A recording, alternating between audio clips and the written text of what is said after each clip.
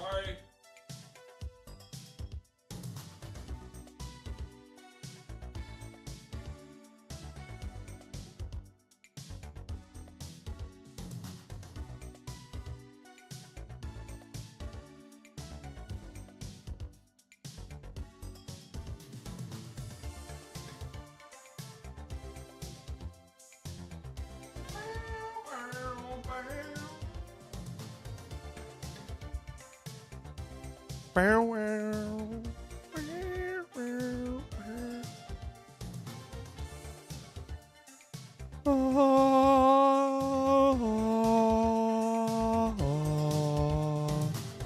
He's been traded. Oh, he's been traded. He's been traded.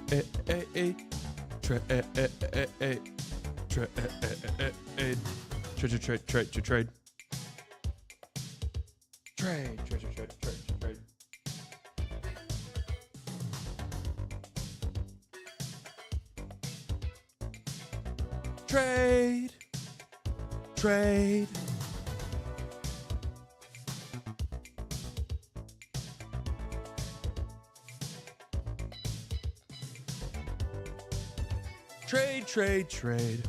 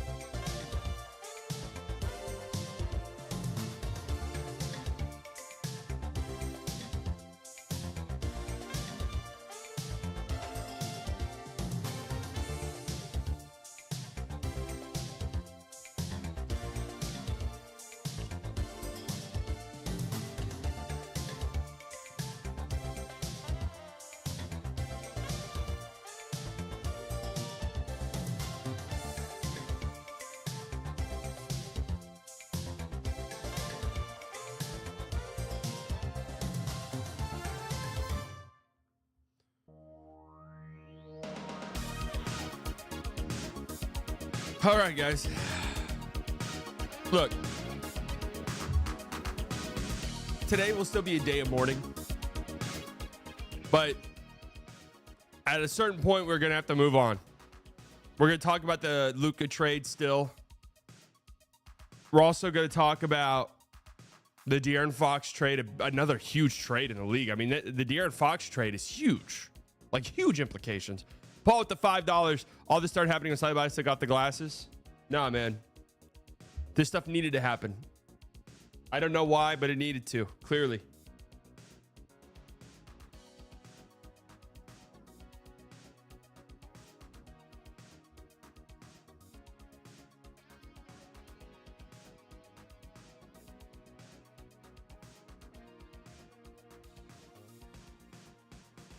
It's the day after tomorrow.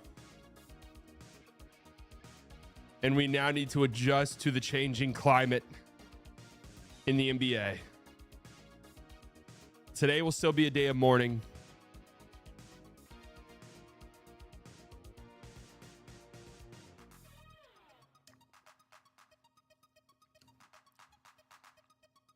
I'll say my last big overarching thoughts on the trade. From heartbroken fans' perspective. Then tomorrow and the days moving forward, I will just try to objectively look at the team basketball wise and try to figure out how they fit in. Because look, I'm gonna be real. The Mavs, AD's a top 10 player in the sport. If the Mavs make a move between now and Thursday, which I'm not sure they will, and try to find a guard, it's a good basketball team.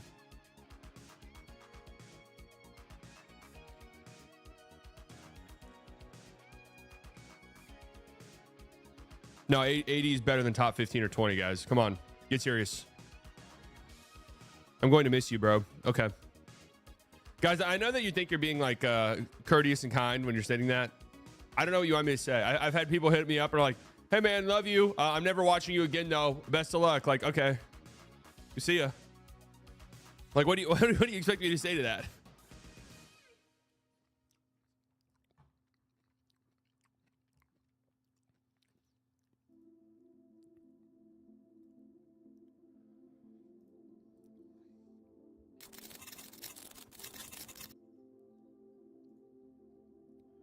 Let's at least try to start our day off right. There better not be a fucking question in here.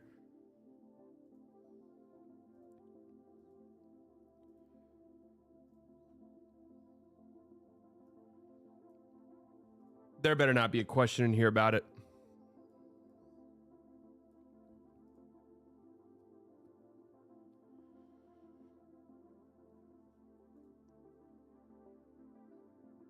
This year, AD has been top 10. People are nuts. Wasn't AD like the MVP front runner like the very start of the season or something like that?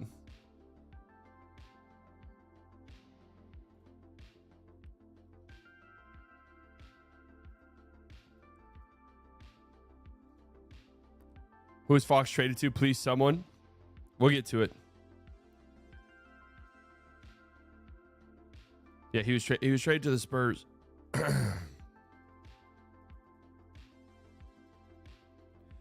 I think Kyrie's going to stay. Jesus. One thing you have to consider with Kyrie is he's one of Kids and Nico's guys. Now, unfortunately, Luka wasn't. What an insane thing to say. What an insane reality that we live in.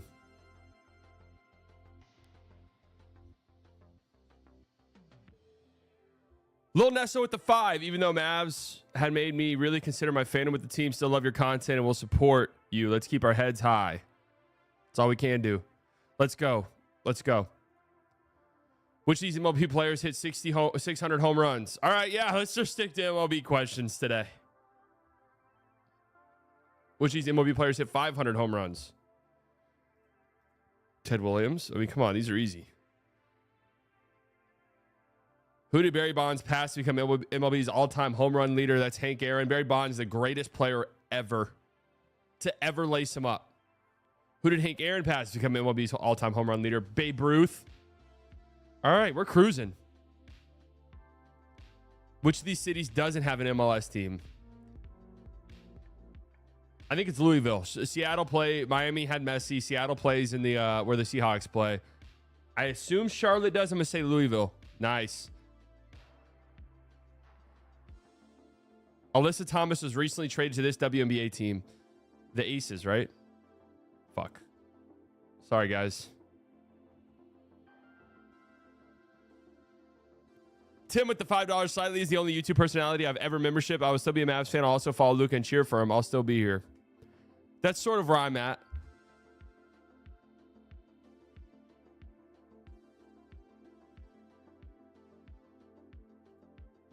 WNBA blind spot, yeah. JJ Redick, Darvin Ham, Frank Vogel. Was Luke Walton before Vogel, or was it D'Antoni? Oh, it was Walton. Wow. How long was Vogel the coach there? Who was the only undefeated team in the women's basketball AP top 25? Is it South Carolina? UCLA. UCLA was going to be my second guess. Which of these pro athletes hasn't hosted Saturday Night Live? Bill Russell? Okay. What a stupid ass day this was. Which of these pro athletes has never hosted Saturday Night Live? Julian Edelman?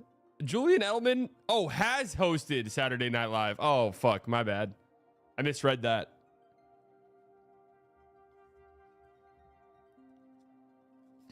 Okay.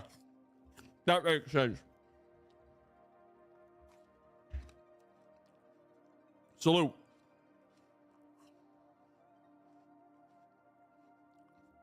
On ESPN Get Up this morning, Wendy said he expects the Mavs and Lakers to make at least 1 or 2 more trades. So,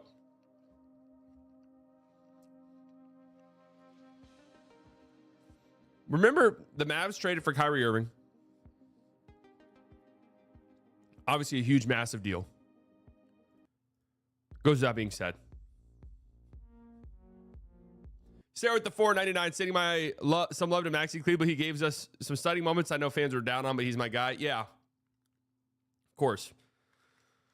When the Mavs traded for Kyrie Irving, it was crazy. We were like, oh my God, they actually did it. But there was a thought there that was like, well, the Mavs have to make another trade. This roster's still not good enough. They have so many holes, and they didn't make a trade between then and the deadline. The Kyrie trade was it. So we think that the Mavs need to do something.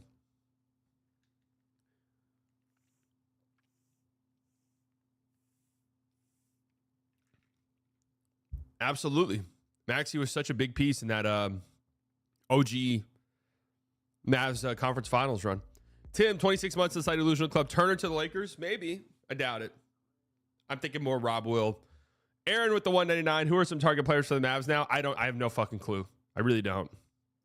I've looked at it. We've looked at it on here. We've gone up and down the teams that we think are trading guys. I have no clue. I really don't. They're either going to have to get creative, or the return's probably not going to be very good.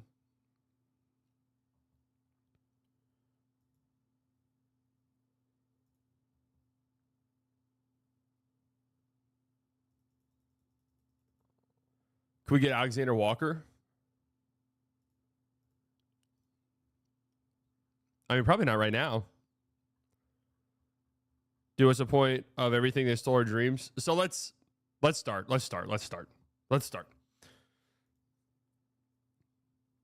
get the show started. Good morning, folks. It's the day after tomorrow. It's Monday, February 3rd, 10:49 a.m. Central Standard Time. As of the time I'm recording this, Luka Doncic obviously was traded over the weekend in one of the most shocking trades in the history of professional sports, quite possibly the most shocking trade, most certainly in the history of the NBA. It has got to be up there with the history of sports.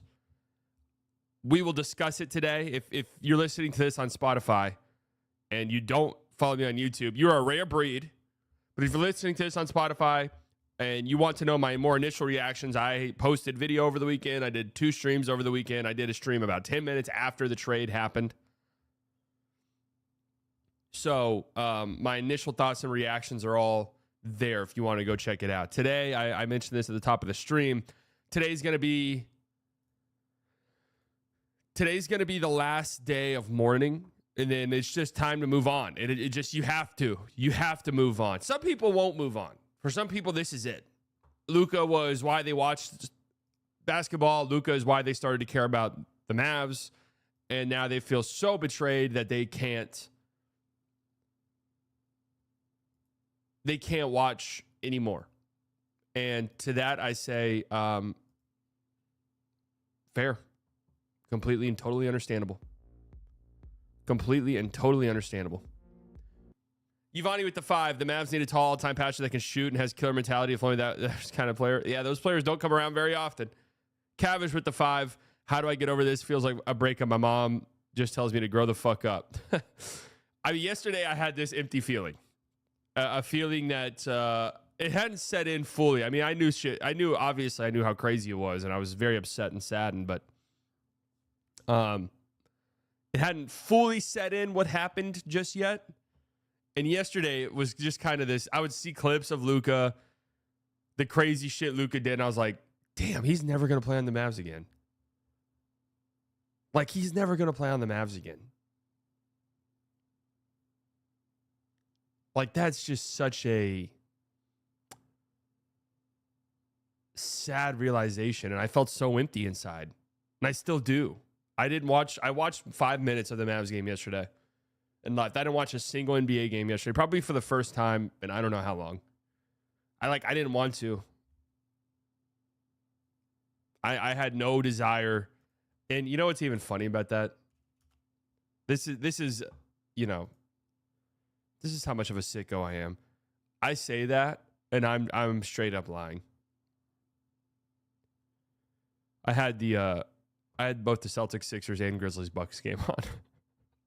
But anyways, it was just like this emptiness I felt. I wasn't excited to watch basketball. I wasn't excited to consume any basketball content. Like, I just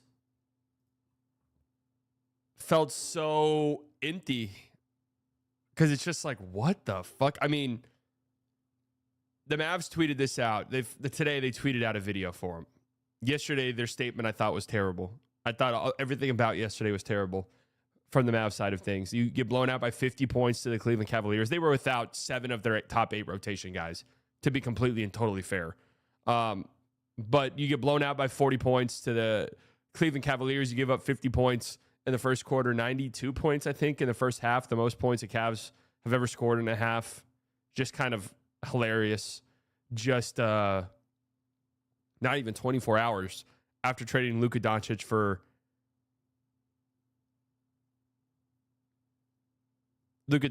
defensive reasons. After just an embarrassing press conference, an embarrassment of a press conference, they released a statement, or not even a statement. It was just like a tweet with Luka as all of his accomplishments. It says, "We're going to miss you, Luka," basically, which I thought, man, that's it. Melverick with the 5, still waiting for news to break any minute that Nico's family was actually being held hostage. Today they released a video, and it's a good one. I mean, it is.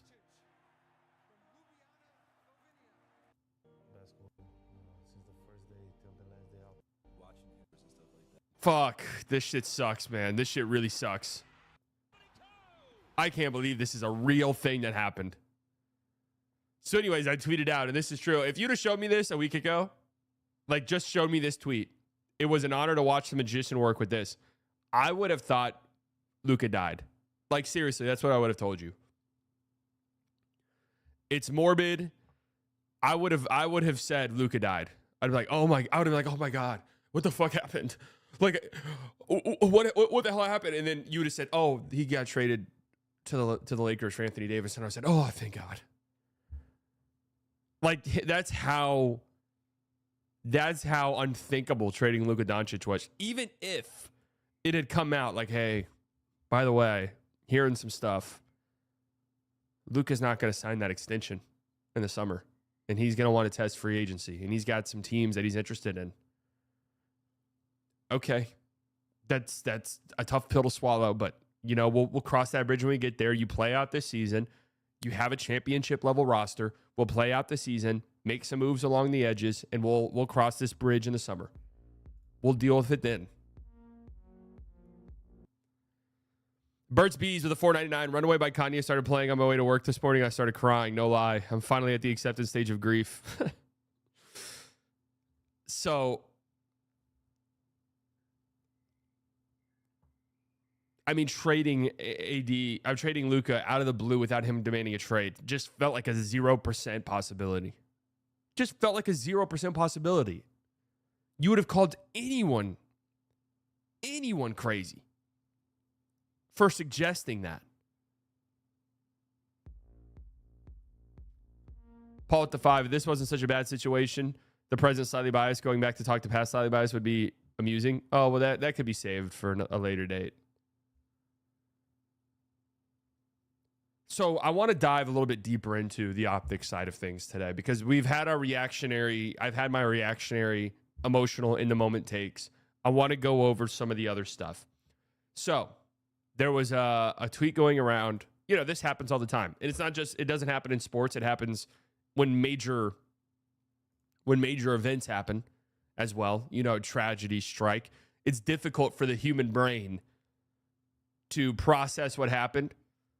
And it's difficult to accept realities that we don't want to be real. So when this trade happens, of course, naturally, everyone's like, what the fuck? This is such a bad, dumb trade that there has to be some evil behind it. There has to be some evil behind it, right?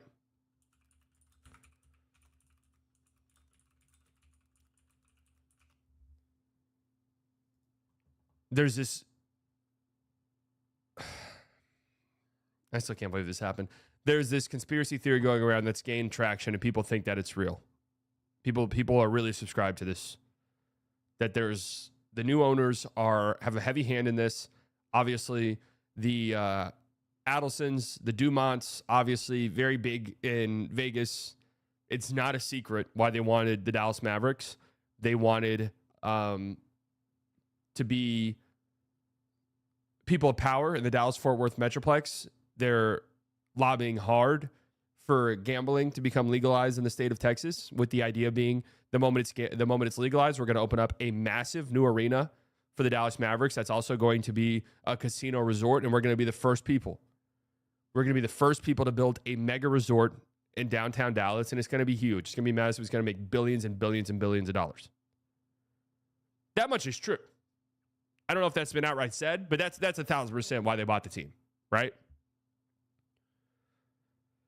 And this has been expanded upon to now this trade has happened because of the owners and because there's some nefarious reasoning behind it.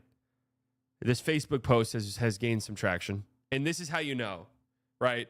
This is how you know we've reached this can't be real. This can't be happening. The logical explanations for this make no sense to me. I refuse to believe it. And now I am going to accept conspiracy theory as reality. You see this all the time. And how do you know that that's happening? Once novella-style Facebook post screenshots start circulating. That's when you've really crossed the threshold into full-fledged conspiracy mode. It's when you fully have crossed the threshold. As a 6-year-old boy, I watched this, the first ever. Okay, let's get to what Christopher's theory is here. Premise 1, the Mavs trading Luka at 25 years old, one of the top 3 players in the world, to the Lakers in return for a broken down 32-year-old Anthony Street Clothes Davis makes no sense. As a basketball move, virtually no one disputes this, so there must be a non-basketball explanation for what's going on here. I do agree. It's a terrible ass trade. Now, of course, one does have to point to the fact that Anthony Davis has played in more regular season games than Luka Doncic over the past 2 seasons. Now, that's not the end-all be-all. That's not the end-all be-all, but it is something that you have to consider. Premise 2, the Mavs' new Adelson Dumont ownership group has no real interest in basketball, and they have said as much. That much is obviously true. Grace with the 199, the Adelsons, some of the most evil people on earth. I agree with that as well. To the Adelsons, the Mavs are just a means to an end, which is opening up the largest untapped gambling market in the country. Texas, a destination resort casino, DFW, with the new Mavs arena in it is their frequently stated goal. Yes, that much is true as well. That much is absolutely true. The Adelson/Dumont push to change Texas law to allow their Mavs-centered destination casino resort is going badly in Austin. Again, despite hiring virtually every lobbyist in Austin, Texas, their company, Sands Casino, is not getting a bill through the Texas legislation this session. So another loss for gambling in Texas, and it will be 2 more years before the next legislative session.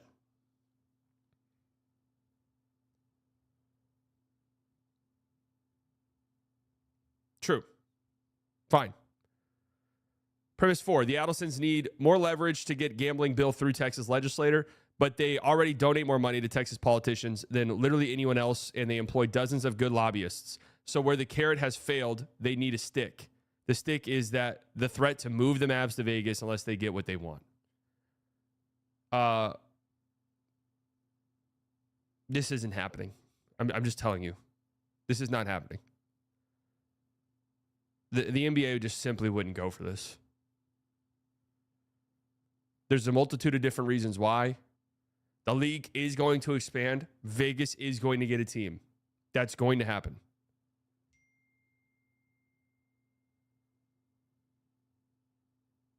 That's going to happen. Dallas is a top 4 market in the United States of America, growing quickly, and will soon be a top 3 market in the United States of America. The NBA is not getting rid of that market, especially a market that's active. And this market will remain active. Premise number 5, as of 24 hours ago, the threat to move the Mavs to Vegas was laughable. The Mavs just made a trip to the NBA Finals and were led by a 25-year-old generational superstar. They landed a major free agent, Klay Thompson, in the offseason. They were beloved in Dallas-Fort Worth, the 4th largest media market in the United States. Teams riding high don't move. Premise 6, if their goal is to open a destination resort casino resort centered on a new arena, the Adelsons are better off with the Mavs being bad, unpopular, and unprofitable. This would make viable their threat to move to Vegas unless the Texas legislature legalizes their Venetian Dallas casino arena plan. Okay, so this part right here is where I push back. If this were true, you would have just traded Luka into another team for picks and interesting, young, growing player. That would have made them worse. That would have made them worse. Anthony Davis is a top 10 player in the league. This team's going to be solid.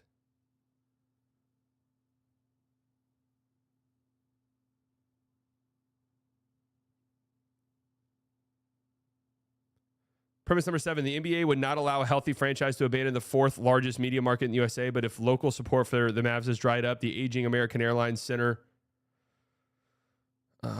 is full of empty seats, the political will to build a new arena has collapsed, and the promise of a golden new market in Vegas beckons. Ask fans of Seattle Supersonics if the NBA would block a move to Vegas.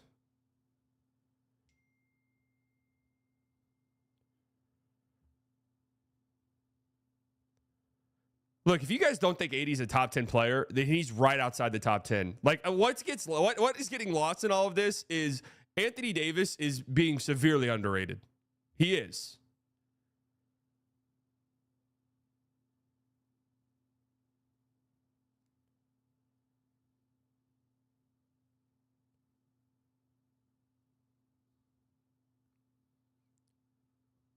Premise number 8, by giving away Luka in return for Anthony Davis, the Mavs went from being a top-tier NBA team for many years to come to who knows what now. The combination of AD, Clay, and Kai is a 2018 NBA All-Star team, but it's unfortunately 2025. The reality is the Mavs will be bad soon. They don't have draft capital to change their trajectory.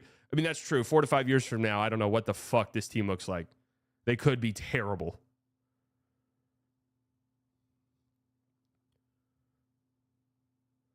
Premise 9, but even worse for the Mavs franchise is that day one fans like me feel betrayed and heartsick. I've never seen a fan base so angry. Who's going to buy season tickets now, watch games on TV, buy and wear merchandise? Mavs already down 700,000 followers on Instagram since they ran Luka out of town.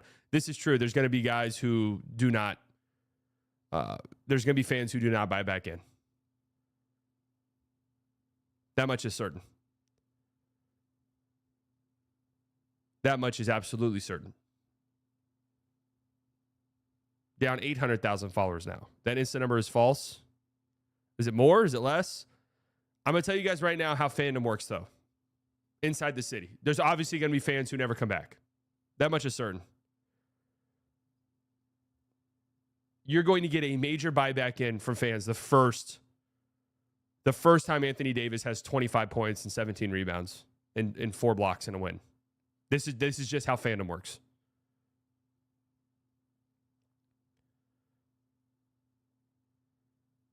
You're talking about one of the biggest markets there is, a city that loves sports.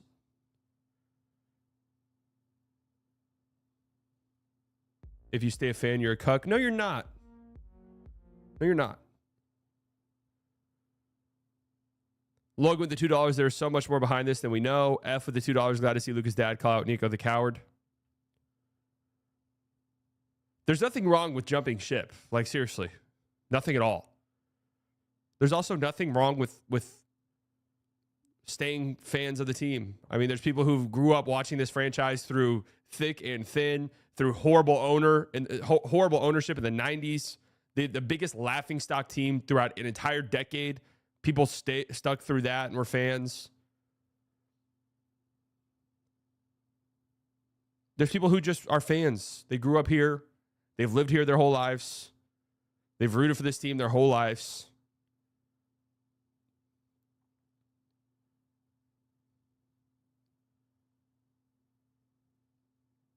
Now, there's also people who have rooted for this team their whole lives, and this is a straw that broke the camel's back.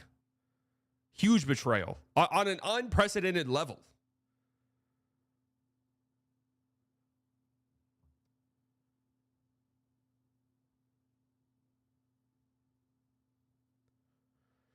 Premise number 11. The Adelsons didn't trade Luka to the Lakers for old Unibrow Davis. They traded Luka for a gun they can hold to the head of the Texas legislators. Authorize our Mavs Center Casino or off the Vegas, baby, and the NBA won't say no. I do think the NBA would have a big problem with that.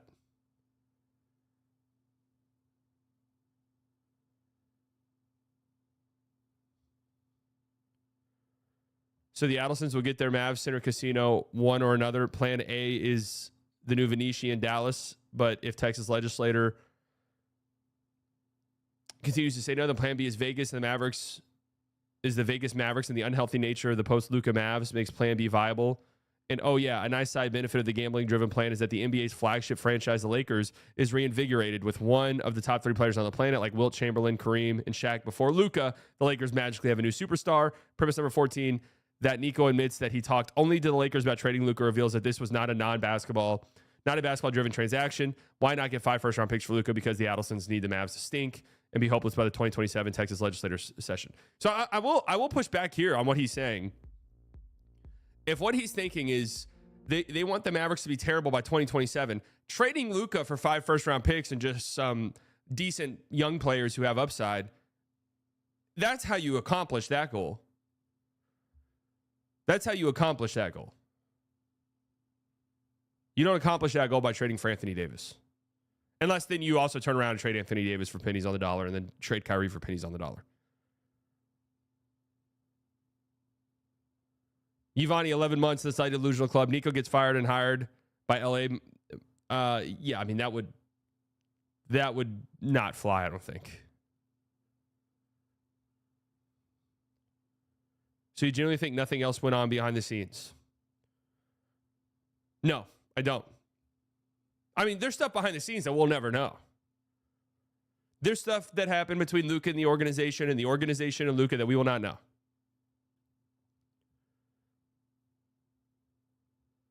I do not think there was more nefarious stuff behind the scenes. I don't. Never attribute to malice that which is adequately explained by stupidity. This happens all the time when there's big major world events that we just can't quite grasp. We have to immediately go to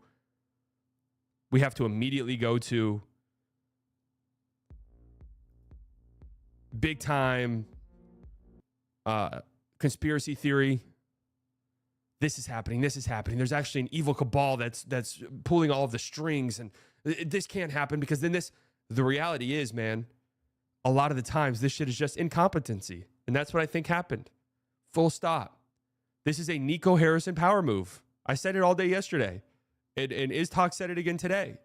Iztok said he heard it from a source close to the organization. I wonder if we heard it from the same source as him. Because I had someone else that I texted everyone I knew.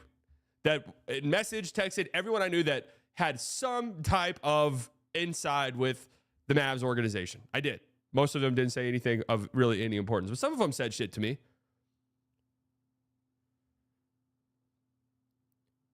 This feels like a massive power move. LMAO and Nico power move. Trust me, bro. What do you think is more fucking likely to happen? Use your brain. What do you think is more likely that happen, huh?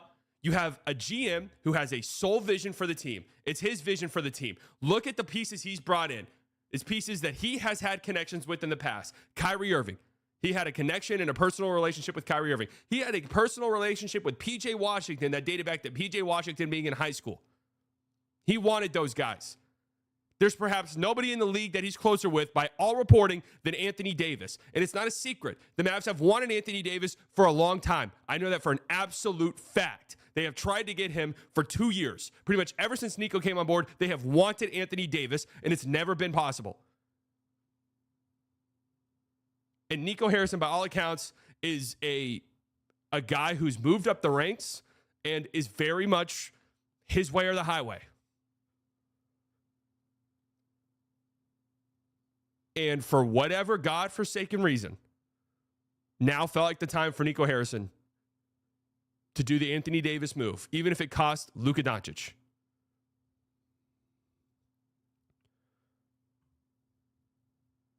Nico literally said he plotted this with the Lakers on secret. I mean, he literally, you guys say literally, he literally didn't say that. So do you believe in Nico still in this team? No, I don't believe in Nico Harrison at all. How the fuck can you believe in Nico Harrison? He's an egomaniac. That's how I leave this, viewing him as. He's an egomaniac. It's his way or the highway. And that means trading a 25-year-old superstar. There's one thing that I think this does get right. The Allisons do not give a shit about what happens basketball-wise for the Mavericks. They have given the keys to Nico Harrison. Completely. They bought on, hey, we want to legalize gambling, and we want to build a casino resort. That's what we give a fuck about. You guys handle the basketball side of things. Nico Harrison, here is the car keys. And Nico Harrison said, I am the franchise now. It's me. They've given me the keys to the car. Not you, Luka Doncic. Not you, any other player on this roster. It's me. And what I say goes. I'm telling you guys. I mean, yes, it's my theory. It's my educated guess. But that is what happened. They wanted Anthony Davis badly.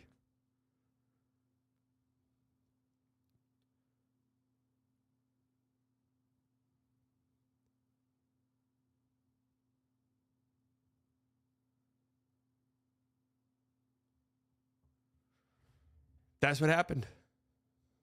I know it sounds impossible to believe. Remember on the 499, this will never happen, but if Cuban rebought the Mavs and fired the entire front office, would Luka rejoin? So I don't want that to happen even. Like, I'm sorry. It would make everything 10 times worse if Nico got fired tomorrow. Because then it's like, what the fuck just happened? Like, you just let a guy trade away Luka Doncic and then fired him immediately? Like, what the fuck?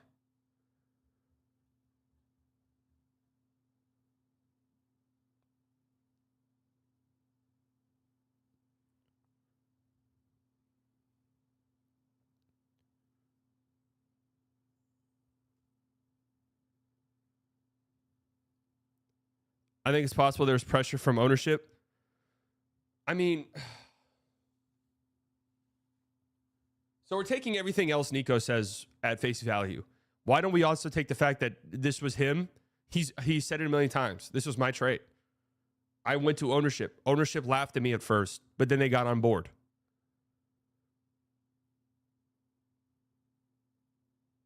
Why do you keep saying they and not he? Well, I'm just saying they in general as the Mavs, because I do have a hard time believing Nico was just like a sole person on this and there weren't other people in the organization who felt similarly to what he ended up feeling about Luka. It's exactly what GMs say when they are covering their ownership decisions. All right, man.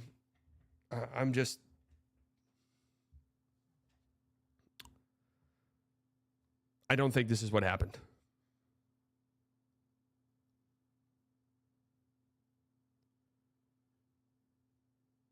Like, I don't think this is what happened.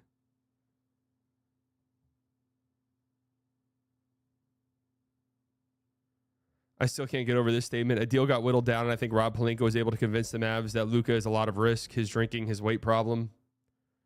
Yeah, I mean, this is the biggest fuck up of it all. I mean, amidst a ton of fuck ups. Draw at the 199. Why keep it in the West? Get back in the playoffs. This is the biggest fuck up of them all. Trading him, obviously the biggest fuck up. But the next biggest is taking everything the Los Angeles Lakers had. If you're going to do this deal, and here's my theory, right? This is now my time for theorizing. This is just purely based off of what I think. They probably asked Luka, "Hey, over the next summer, can you take your conditioning a little bit more seriously? Can you take recovering from these lingering lower body injuries that you have more seriously, please? It's very important for us." They probably asked that. Luka comes into to preseason, strains his calf. All right, injuries happen all of the fucking time. All of the time. What's a bigger cause of Luka's recurring lower body injuries, in my opinion? The fact that he had such an unsustainable usage rate. And this is exactly why I would come on here and get shit on constantly by Mavs fans and Luka fans by saying he needs the ball in his hands less. He needs to do less. He has to do less. It's not sustainable for him. It's irresponsible. It's going to lead to problems. He's going to be hurt. He's going to be gassed all the time. And that's fucking what happened. He's a player that needs the ball, though. There's a difference between having the ball in your hand a lot and having the ball in your hand literally every second.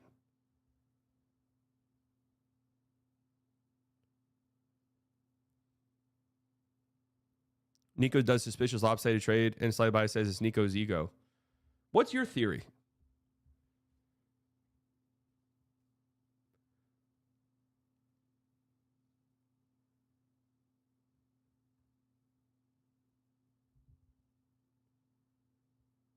Did you hear stuff about like this about Nico before the trade?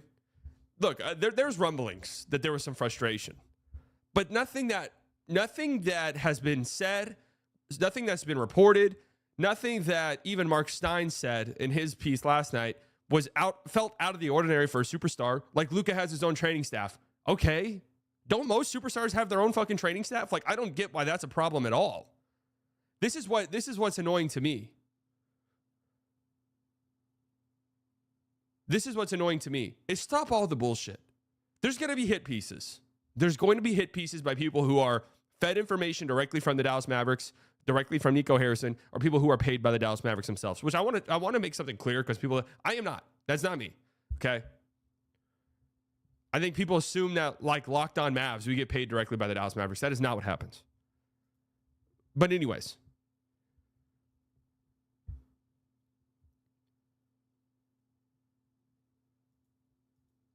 what was I even saying? Oh, the training staff stuff. There's going to be hit pieces. There's going to be, hey, Luka did X, Y, and Z. Luka did this. The teammates didn't like that Luka did this. That's going to happen. It's going to be nasty. And I wish they wouldn't fucking do it. And just call it what it is. Nico likes his guys. Anthony Davis is his guy. His number one guy. And he's wanted him forever. And there was frustration between Nico and Luka. And I know that. Well, everyone knows that now. It's not a secret anymore. Like, that's no longer a secret.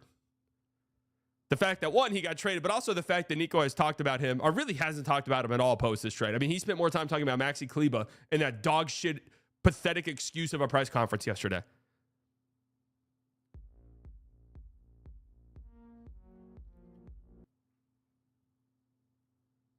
There had been rumblings for a while, and I had heard it, and I had never said it because I'd heard it from people I didn't necessarily trust, that there was Nico and Luka, there was friction there, and that straight up Nico just didn't really like him.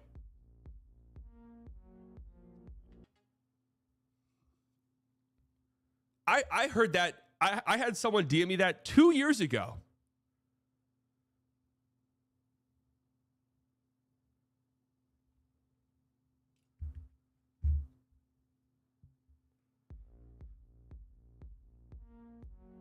And I've actually changed my stance on the press conference because I originally said they should not have done a press conference. They should not have done it.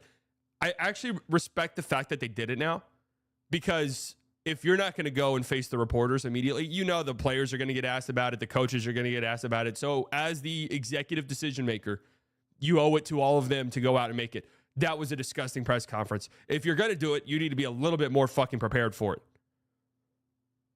Somebody said it. I forgot who. Somebody said it. It was a great point. Nico got softball questions, and he still got them wrong. He still somehow gave the worst answer to the easiest questions imaginable.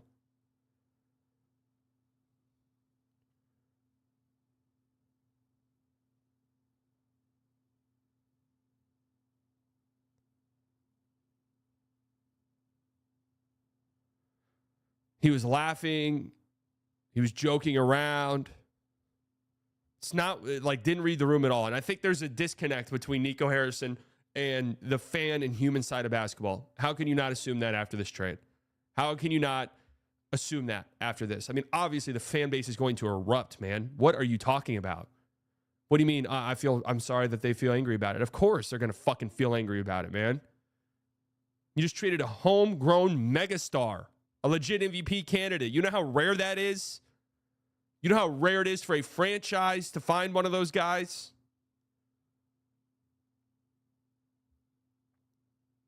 It doesn't happen often. And you traded him out of nowhere, and he didn't ask for it.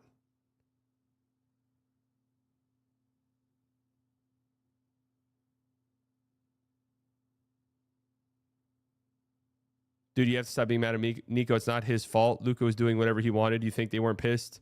He played for Slovenia and taking care of himself. Look, I do think that there's some it might come out. Some of these hit pieces, you have to take with a fucking grain of salt, all of them.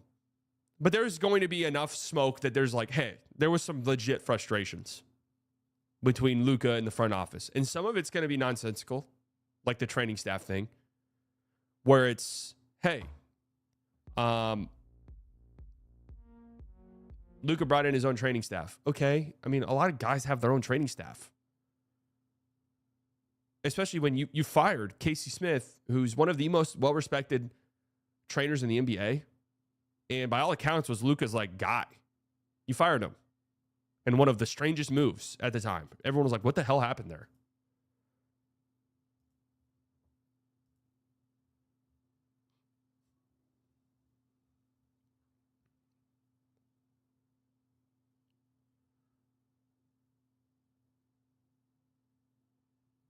They tore down the Luka Memorial. Well, I mean, yeah, they were always going to take that down.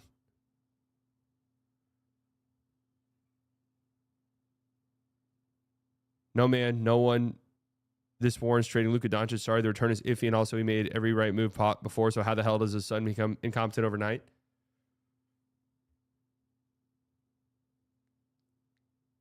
Just put 2 and 2 together, man. All of the guys he's went out and gotten. Kyrie Irving, Nico's guy. Had a relationship with him when he worked at Nike. PJ Washington, Nico's guy. Had a relationship with him when he worked at Nike. Anthony Davis, Nico's number one guy.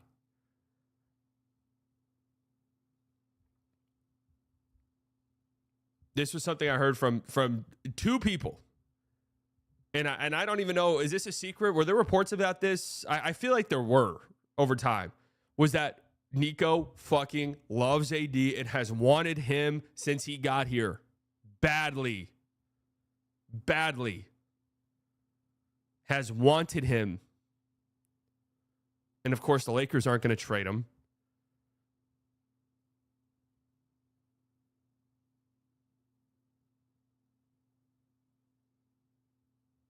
How can we support Anthony Davis going forward? He deserves to be loved and cherished. I'm sure he'll have monster playoff moments. I mean, if you're going to remain a fan of the team, you just cheer for him. I mean, that's it, really.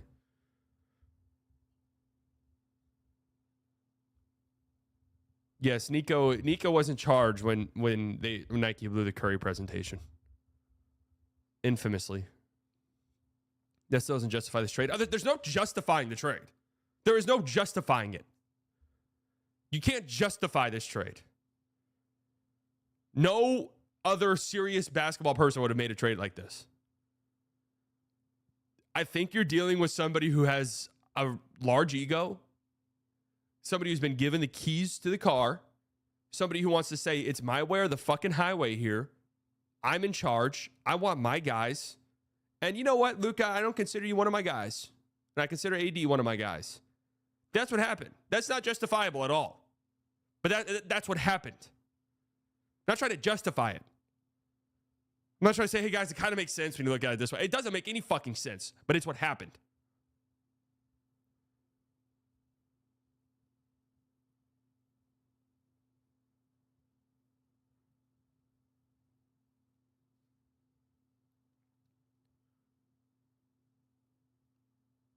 Nico is old school American basketball greater than everyone else. He saw 2 of the best young American players ever.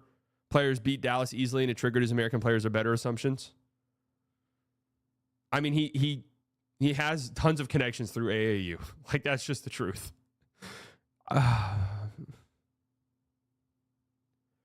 Just incredible to say. This was just ego. I mean, I'm sorry. I'm sorry I don't buy into these outlandish conspiracy theories. I'm sorry I don't. I'm sorry that I don't do it. But I don't.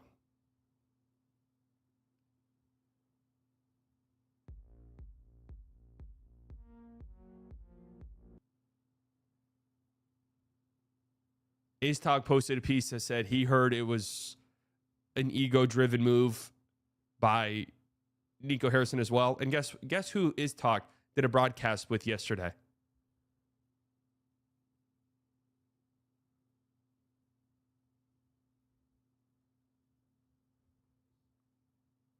Luka's dad.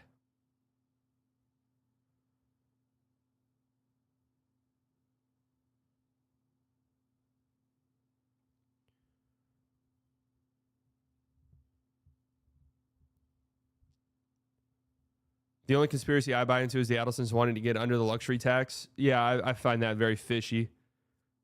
I don't know what Talk's going to do yet. I can't imagine he stays covering the Mavs. Did you hear that there was supposed to be multiple first-round picks in Dalton Connect in the original deal? I saw someone say that in here. I haven't seen that on Twitter yet. This Talk also reported that Luka was going to buy a new home in Dallas. I believe 100% that Luka was going to wanted to stay here.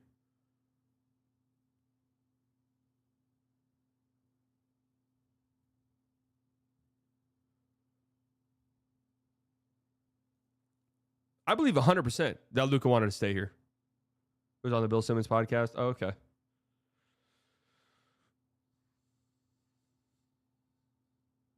Which is why I hate this bullshit of trying to do we were trying to get ahead of a sticky situation this summer. What was the sticky situation? Nico did not want to give Luka $350 million because he didn't believe in him. How do I know that? Oh, they just fucking traded him. That's not a secret.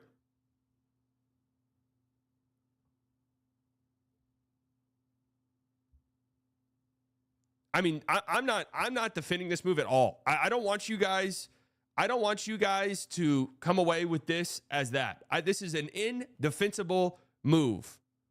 A horrible, horrible basketball move. Is Anthony Davis great? He is fantastic. Yes, defensively, Anthony Davis, Derek Lively, that's fucking nasty. Yes, having Anthony Davis as your closing five is gross. It is. It's not Luka Doncic. 80s top 10-ish player. Luka Doncic is a top 3 player. I need you guys, and I've talked about this all the time. You guys know I talk about this all the time. There is a gap between a top 3, top 4, top 5, leagues deep player in the league, and then like the 5 through 15. It's like those guys, you always have a chance no matter what. You get to the playoffs with one of those guys on your roster, no matter what happens, you're a contending team. It's why people think the Nuggets are still a contender. It's because they have Jokic. Their team around them is poo-poo out of a butt. But they have Nikola Jokic.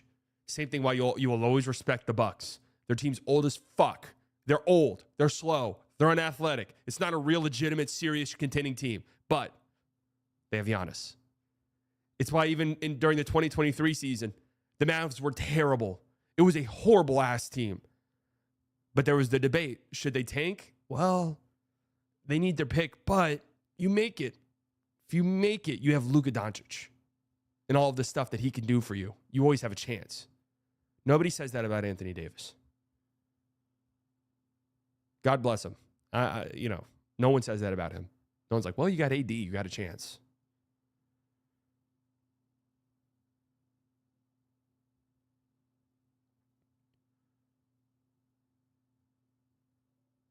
It's an inexcusable trade.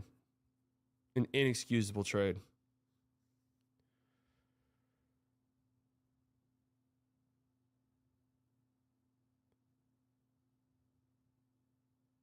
Luka's dad also said there was fundamental differences in philosophies. It was about basketball style. Nico wanted his own vision for the team. That's what I'm saying. So me saying that is not me defending the trade. It's what I'm saying happened. What I think happened. I don't buy into the conspiracy theories. I don't.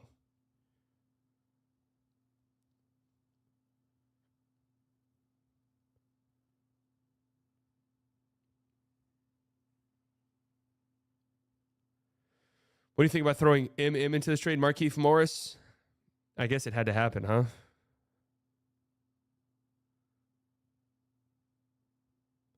So why does he make all these trades to build around Luka and then trade him so fucking idiotic? I mean, he was building a team.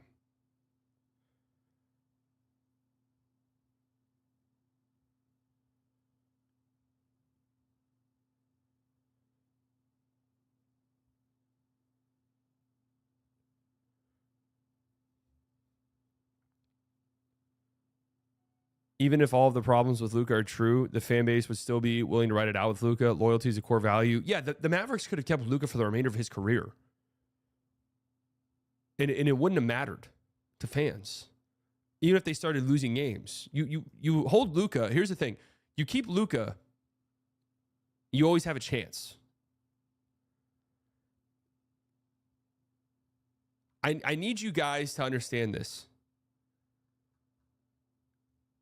That Nico's love for AD runs so deep that I think in his mind, he might not think, I'm trying to get in the mind of Nico Harrison. He might not think that this is that big of a downgrade basketball-wise, and that they're, in fact, building a team more around their vision, their philosophies, and that, in turn, it'll lead to better results for them.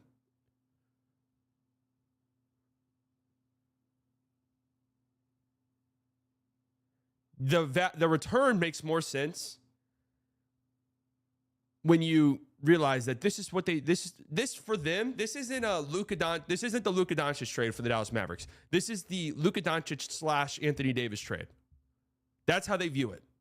The return makes sense, or at least you could start your attempt of making sense out of this when you realize that that's how much they coveted Anthony Davis. And I'm saying it really might just be he. I'm coping right now. How am I coping? I think this is coping. Straight up. I think this is coping. I think this is coping.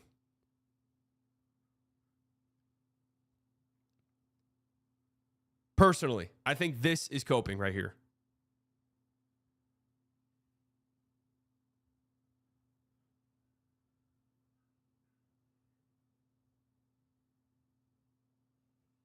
An anonymous Mavs staff says Nico Harrison's wife was obsessed with Luka Doncic, even calling him Nico Doncic at times.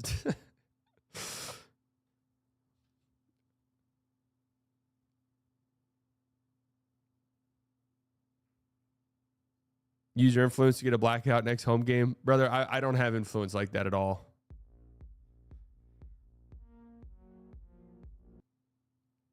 John with the 10. If Nico wants to retire after 3 years, he probably thought he has no time to put up with his dislike for Luka. He just wants to get a chip and say, I told you so, and show on paper he was the best Mavs GM.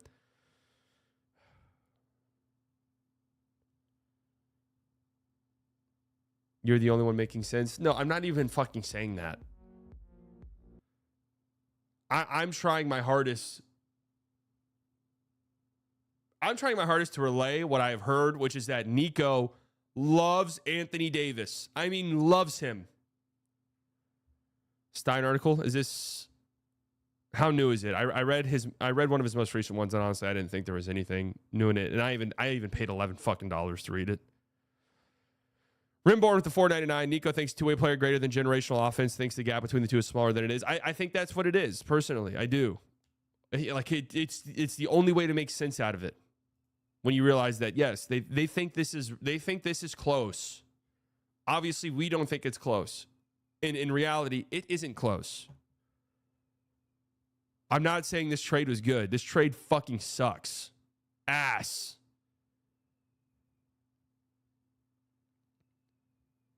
Hunter with the 4 months inside Illusion Club. Been watching AD and Christie tape. Western Conference semifinals bound. You know what's funny about all of this is, I've mentioned this. Every Lakers person that I know, every friend that I have that's a Lakers fan or whatever the case may be, has who's messaged me or texted me or whatever, has said the same exact thing. All of them. Which is,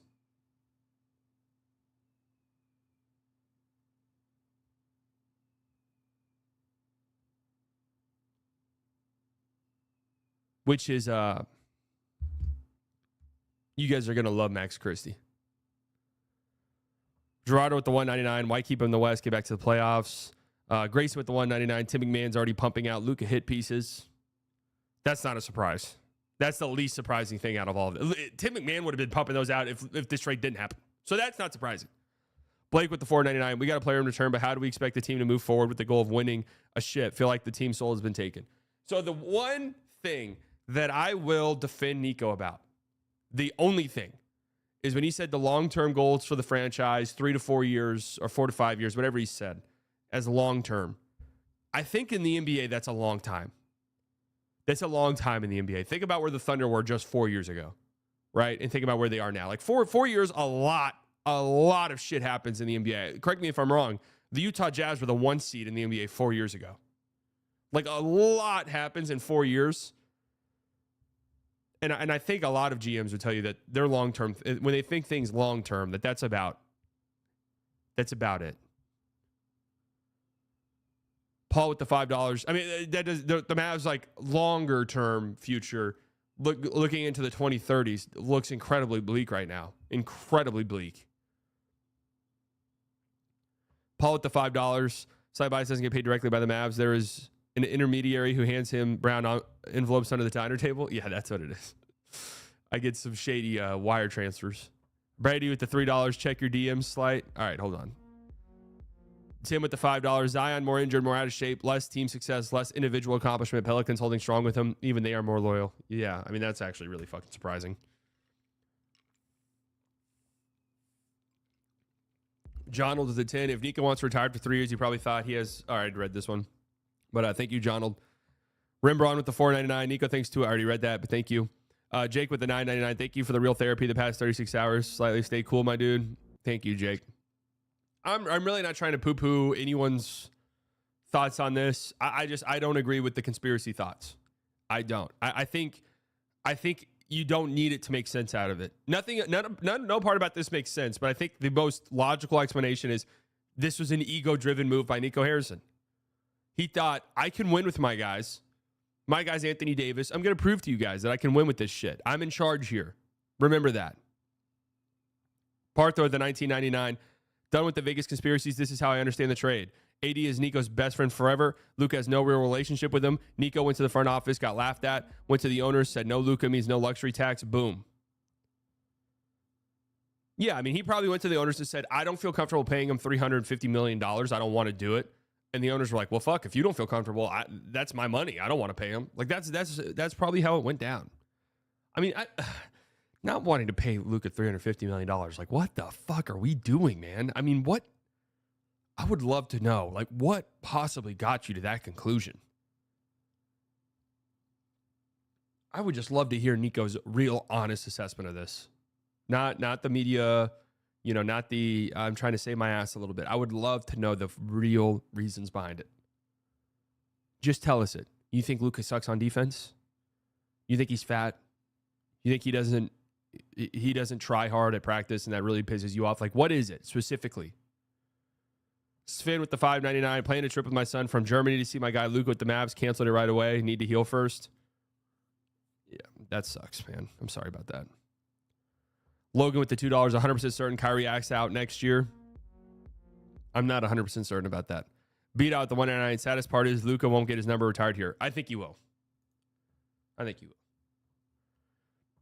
They'll retire it. It'll be a whole fucking thing. Like, he's for sure getting his jersey retired. Yes, he will.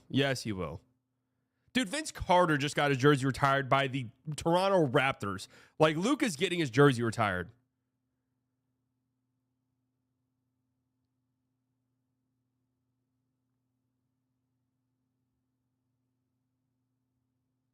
Would you consider getting Gabe Vincent and Vanderbilt for Derek Lively? So I want to laugh at any Lakers fans who have made their way here and are going to give me dog shit trade offers like this, but I can't laugh at them. I can no longer laugh at them.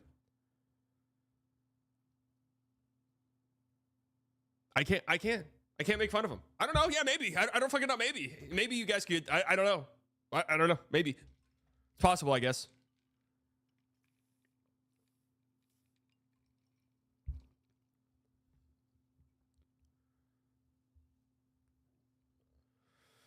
Chuckles with a $1.99. Cancel my season tickets today. More power to you, brother. More power to you. All right, let me check this DM. This is from Brady. Lord Slightly, here's my attempt at rationalizing trading away 25-year-old global superstar at the peak of his powers. Here's my final synopsis of the trade. Red flags for Luka. This is from somebody who DM'd me. Brady in the chat. Red flags for Luka. Number 1. Luka did not give any confidence that when he returned to play, that they were going to win immediately, make a deep run. Number 2, Luka is a defensive liability. I'm not saying this. Number 3, Luka is too young to be so fragile and out of shape. Number 4, Luka plays his brand of basketball, doesn't change from his game, slows the pace. I'm not saying this. Supermax extension. Writing on the wall indicates he's requesting the extension this summer. 2, significantly capping the ceiling of this organization. 3, strapping us to Luka for 5+ years. Nico. 1, Nico has spent a shit ton of time orchestrating good trades, free agent signings, hit on Kyrie, Gafford, PJ Clay, has built a team on hard defense and big men. Conclusion. Nico did not want to strap himself to a single player, not including the red flags above. Single-threaded style of play. Did not want to risk another Brunson situation where he leaves us for another team for nothing. Luka goes against the style and philosophy of kids' games, defense, high pace. Trading Luka for more picks does not secure win now. 5 red flags. I don't think Brady's saying this is what he thinks happened. Like, this is Brady's opinion. I think he's saying, like, he's trying to put himself in the brain of Nico Harrison.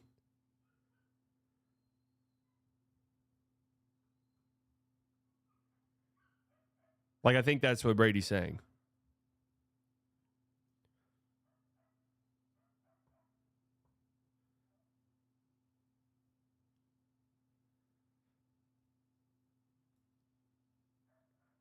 Lakers fans are worried that he is a 25-year-old with a 35-year-old body. I mean, yeah, I don't feel bad saying it now because I was saying while I was here. His injuries are concerning. Luka's injuries are concerning. I don't give a fuck, though. I'd roll that dice 10 times out of 10. Are you serious? Nico should not show his face at Mavs games. I actually don't think it's safe for him. I really don't. I don't think it's safe for him.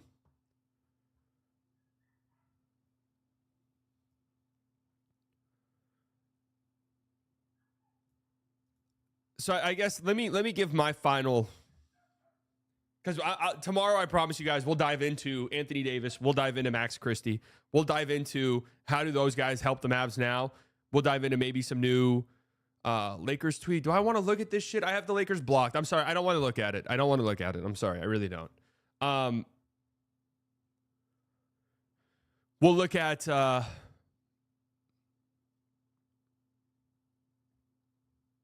Jesus Christ. I mean, we'll talk about the Lakers, what their team looks like now. Run the numbers, $2. Trade machine is officially canon. Stein article. How new is the Stein article? Is it within the last hour?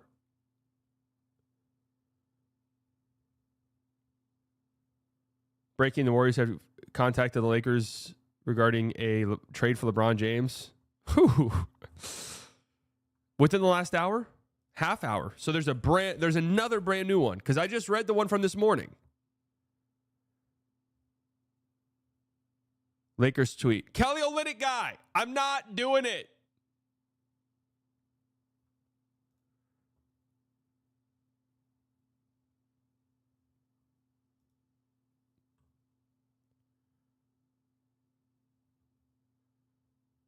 Lakers tweet his video from Luka. I don't fucking care. I don't want to look at it.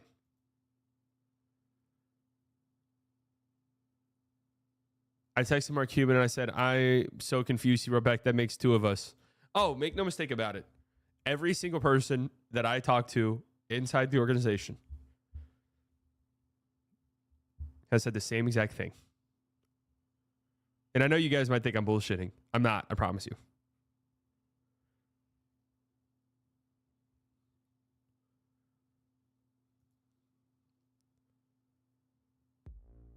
It's a 3-second Luka vid. Okay, I'm not, guys. Please, God. Please, God. I can't look at a billion different things at one time.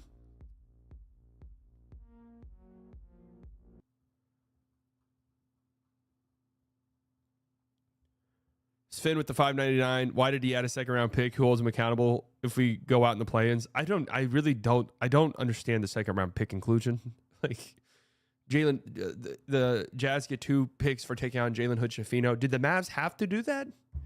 Like, really? Jake with the $9.99. Does Nico have full carte blanche with Dumont? No other checks or balances for big decisions? It appears that's the case.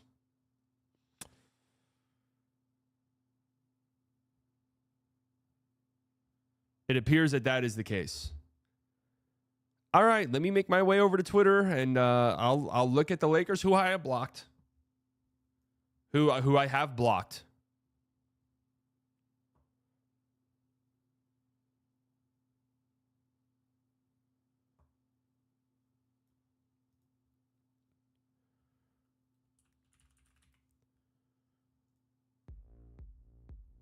Here we go. Blocked. Let's view posts.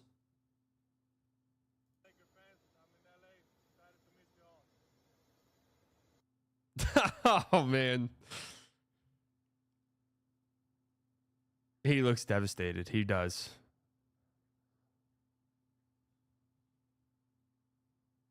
New hit piece drops saying Mavs are over Luka. You were spot on. I mean, that wasn't a bold take.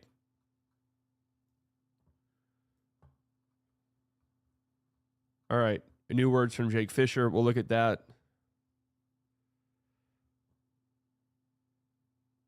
I saw the post from last night. Don't worry. He looks like he's been crying. The worst thing that I heard was that his assistant had to tell him multiple times that it happened because he didn't believe it. That was like, oh.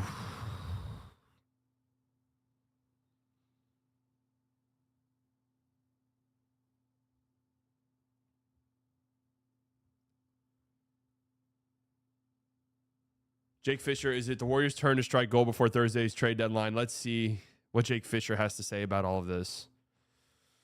The Dallas Mavericks trading Luka Doncic to Los Angeles Lakers under Cloak and Dagger. Jake Fisher, a Marvel Rivals guy. Cloak and Dagger is my new character on Marvel Rivals after I have lorded Mantis.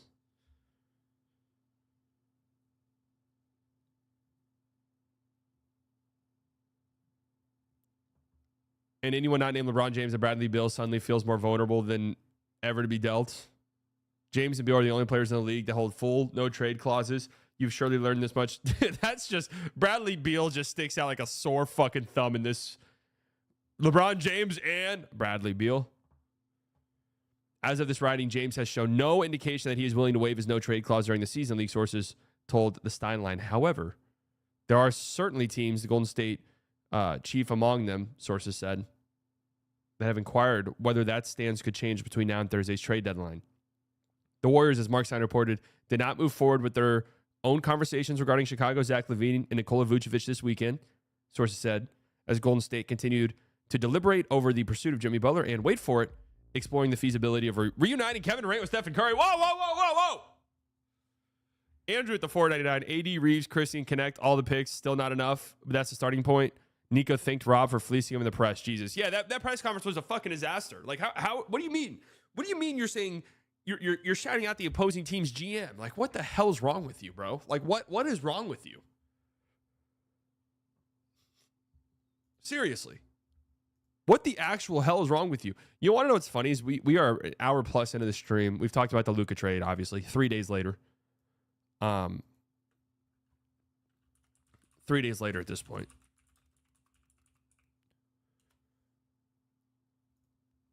Michael Scotto bomb. Denver Nuggets Peyton Watson suffered a right knee sprain and will be reevaluated in 4 weeks. That sucks. LaVine came off the board. LaVine came off the board as part of Sunday's 3-team trade that delivered De'Aaron Fox to his preferred destination in San Antonio and routed LaVine to Sacramento in his stead after the former Bull had been linked to the Kings for literally years. So that is that's what I was saying is, like, we've talked about this Luka trade is so insane that, like, we haven't even gotten to a real, like, serious, ginormous blockbuster in-season trade that includes De'Aaron Fox. Like, we haven't even gotten to that yet. This is the worst sports experience of my life. It's up there for sure. It's up there, man. I truthfully think a sporting related event could not hurt me nearly as much as 2011 World Series hurt me for a multitude of different reasons. How much I loved baseball at the time, the fact that I played baseball at the time, the fact that I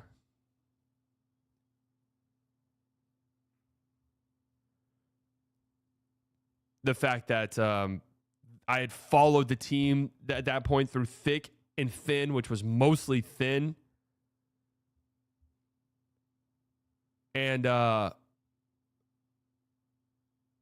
they lost the World Series in such a heartbreaking manner. Like, I thought, and the fact that I was 15 at the time, like, all of those factors led to it being like the most upsetting moment sports-wise in my life. And I didn't think I'd feel that way again. Also because of my age at the time. This is getting up there, though.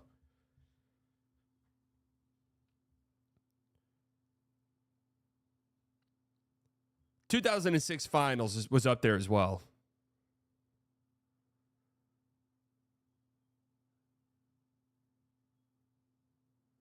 2007, yeah. Sources say the most ambitious idea being tossed around among Golden State decision makers is there a feasible pathway for the Warriors to pull off the dreamiest of outcomes and find a way to bring both James and Durant? Wait. What? Bring both James and Durant? Both? Huh?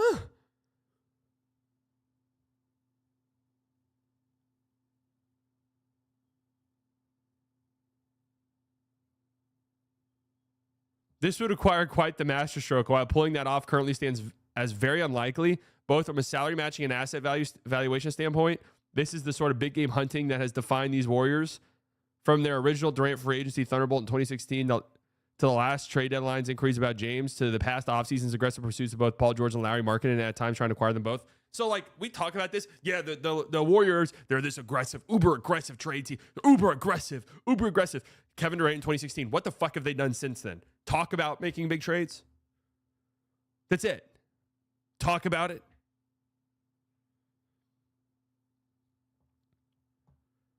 The path to Durant alone does seem plausible. Phoenix entering Monday's business continued to signal that it is not planning to move Durant before the deadline, sources said, but the Suns are believed to be listening at the very least to various teams' pitches for the 35-year-old scoring legend. Durant, meanwhile, is said to be aware of all of this. The Suns, mind you, are expected to maintain a very high asking price before they ever agreed to part ways with him. We're talking serious draft capital and highly rated young talent. Oh, my God. This would be absolutely nuts. Mavs are the big trade team. I think that's safe to say. I mean, is there another team in the league that's as gung-ho as the Mavs? I really don't think there is. In the last 4 years?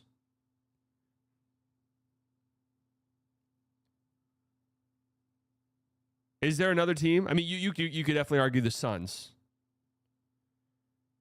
This trade deadline might be pretty boring. Yeah, I've said that each of the last 3 years. So, I'm sorry, guys. A couple years ago, I said it was going to be a boring trade deadline. I manifested Kyrie ending up on the Mavs.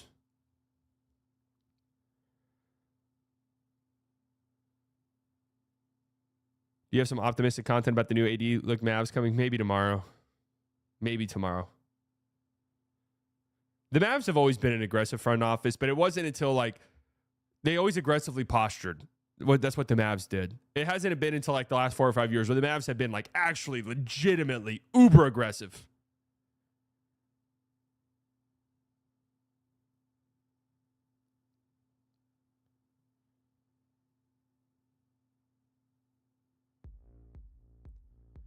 Finn with the $5.99. Will Nico check the future TV ratings of the Mavs? No, he doesn't give a fuck. Will be his conclusion. And why helping the poor Lakers with a cheap shop in the West? He doesn't give a shit, man. He wanted Anthony Davis. Like, that's really it. He wanted him badly, man.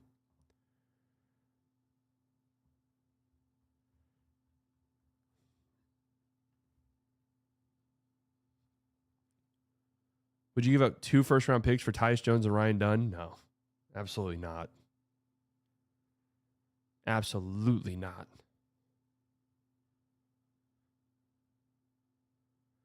Why is Phoenix even listening on Durant? The 25 and 23 Suns simply aren't in a position not to, especially after this Doncic drama. Oh, man. Among the very real domino effects stemming from San Antonio's acquisition of Fox, the Spurs just got a whole lot better and more competitive and became an even stronger challenger to swipe one of the Western Conference coveted play-in tournament spots from teams with playoff aspirations: Phoenix, Golden State, Sacramento, and Dallas. This is the thing that sucks the most about the Mavs. Like, they've been treading water, but you knew Luka was a week away. You knew Luka was a week away. So it's just, let's get to the All-Star break. We got a good roster. We know that we're going to win games. Now I don't know. I really don't. Their team has changed so dramatically that it's going to take so much time to gel. I don't know. It's going to be hard.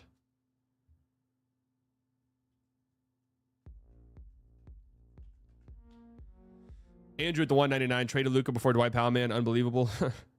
Luka made backwater Mavs relevant. They will slide to nothing now. All right, Peter. I don't know if you're American or what. I'm going to assume not. The Mavs are not backwater. Okay? They're not the fucking Charlotte Hornets or the New Orleans Pelicans. I have to just say that. Come out and defend Dallas's honor. They are a top 4 market in the United States. They've won a championship in the last 15 years. Okay? It's not some backwater ass franchise.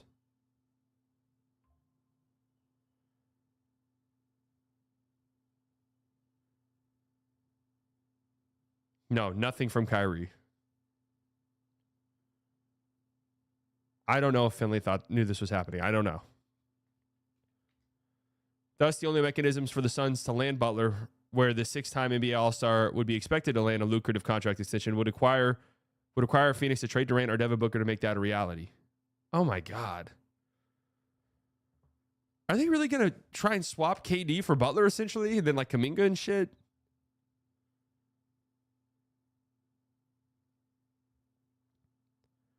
Butler has indeed sent word that he has no plans on re-signing with the Warriors if they trade for him, as Brian Windhorst reported Sunday evening. But it wasn't completely clear as of Monday morning that his stance would be enough to dissuade Golden State from trading for Butler. There have been reservations voiced within the Warriors organization about Butler's personality fit within the team's culture in Golden State. It has wary as any front office rightfully should be about committing long-term money to Butler, given the events witnessed over the past 6 weeks on South Beach and after his previously messy exits in Minnesota and Chicago. I don't get why any team would pay Jimmy Butler at all. I don't get it. Yet there is simultaneous appeal to the Warriors, sources said, with Butler's contract and how it only contains a $52 million player option after this season. Part of why some inside the Warriors group preferred chasing Butler over LaVine, sources said, stemmed from concern over LaVine's lengthier contract. The Warriors, remember, very recently, turned Jordan Poole's 4-year, $120 million deal into Chris Paul's non-guaranteed contract with an eye keenly focused on financial flexibility. A trade that fucked them. Similar reasoning informs why Memphis, sources said, has continued weighing its own Butler trade pursuits, even though it knows Butler doesn't want to play there. Please just trade him to Memphis so I can be right about something. Please. Ditto for why New Orleans, as first reported on Substack last week, checked in with the Heat about the prospect of swapping Brandon Ingram for Butler. The Mavericks are not pursuing Butler or Durant, according to league sources, although Dallas is definitely not done looking for upgrades on the trade market after acquiring Anthony Davis. If you showed me this right here 48 hours ago, I would have been like, whoa, what? Oh my God. I can't believe it. How the fuck did they make that happen?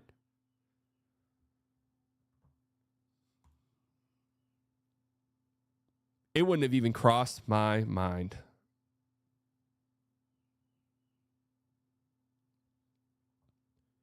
This has led many league observers to suggest that a Butler deal at this juncture is as likely to involve the Warriors or the Milwaukee Bucks as the Suns finally getting him. Yet there's been little fresh chatter on Milwaukee's pursuit of Butler in recent days. Sources with knowledge of the situation have relayed that the Bucks have more recently had conversations about pursuing Washington's Kyle Kuzma. Oh my God. Yuck. All right, let me give some parting thoughts actually real quickly here.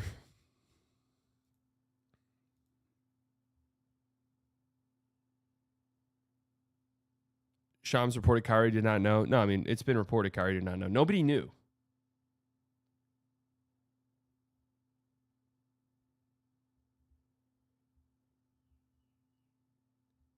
Let me give my parting emotional thoughts.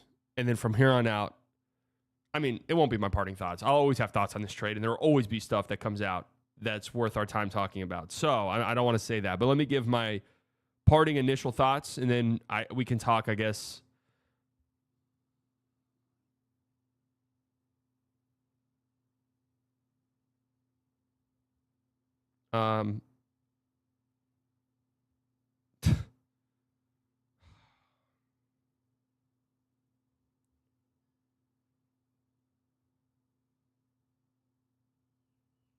My parting thoughts, basically.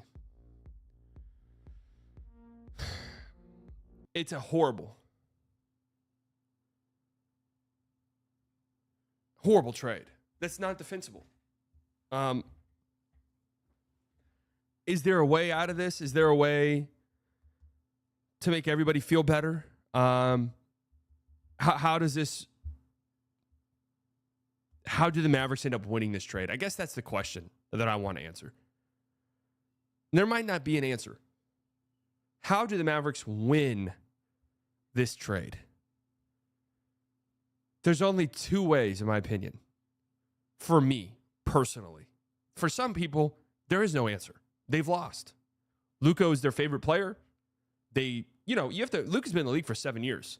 So you could have been 12 years old when the Mavs drafted Luka, and you're that's around the age when you're really getting into sports and you're forming what should be lifelong connections with these athletes. I mean, I will have a lifelong connection with Dirk Nowitzki. Dirk will pop up on my screen right now, and I'll be like, "Oh, it's Dirk!" Like it fills my heart with so much joy. Right? Like that's when you form lifelong connections and bonds. And you're 19 years old now. You could be 5 years old when Luka was drafted, and you're 12 currently. Like there's people who have had the player that they've grown up watching, the player that they've been with throughout their formative years that has been ripped away from them. There's people who maybe didn't really care about the NBA all that much or didn't really care about basketball, and then Luka became a member of the Mavs, and you just see all these plays, and you see how good he is, and he's talking shit, and how unique he is, and how good he is, and then you tune in and you watch, and now you become a basketball fan because of him. Those fans will go away forever. And obviously you have the Luka fans that have been following him his whole career. Those guys will obviously move on to the Lakers, presumably. So for some people, there's no answer. There's no winning this trade. It has a personal connection that can't be fixed. There's a Luka-sized hole in their heart that cannot be replaced. Don't make any jokes, guys, when I say Luka-sized hole. For me, as a Mavs fan,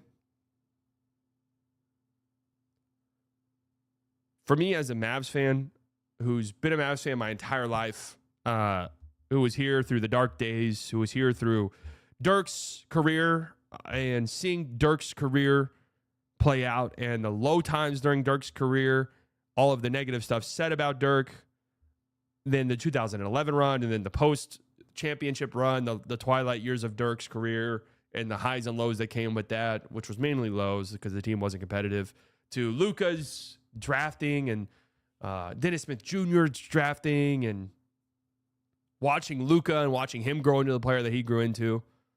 What would be a win for me? I'm just going to be honest with you. There's two ways. One, if the Mavs win a championship in the next 2 or 3 years, I do consider that a win for me. It's so incredibly hard to win a championship. And that's the end goal for every franchise. And for me, that's I want my team to win a championship.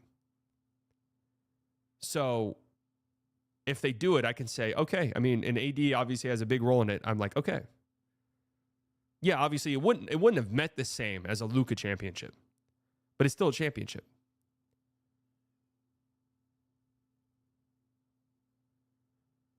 The other way that it's considered a win, and this feels nasty saying, and I don't even think this is going to happen, but if, the lingering lower body injuries for Luka remain an issue throughout his career, and it's just we never see Luka reach those super high highs that we thought.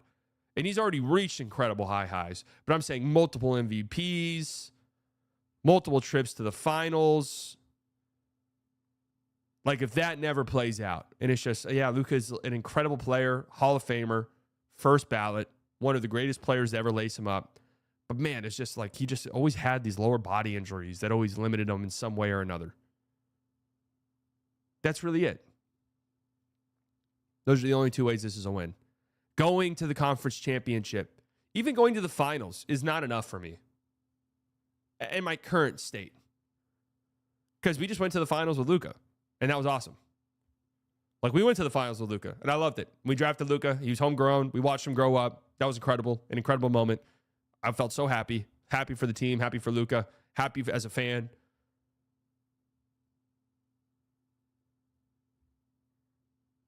It's not talked about enough how little thank yous Luka's gotten on his way out. That's also telling. That's also telling. So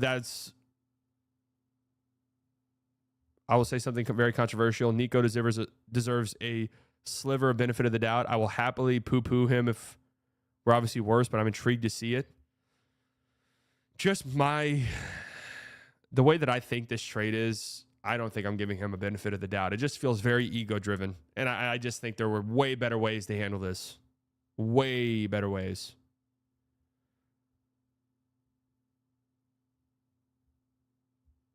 So that's where I'm at. It's so hard to win a championship in the league. If the Mavs end up winning a championship in the next 2 or 3 years, which, by the way, I'm going to be honest with you, I don't think they do. This team, right now, I look at it, and I do see a good team. I do see a good team. They're not good enough. What made them good enough was having the guy in the playoffs that you knew was going to score 35 points a night.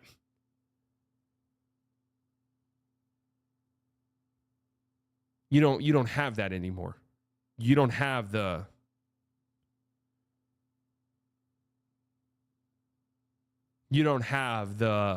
ultimate guy in the playoffs who give me the fucking ball and get out of the way.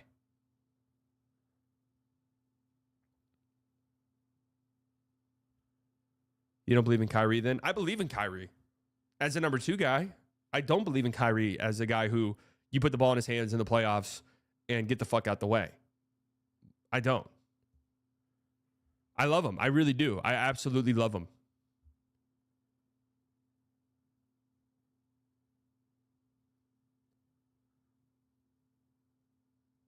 I absolutely love him.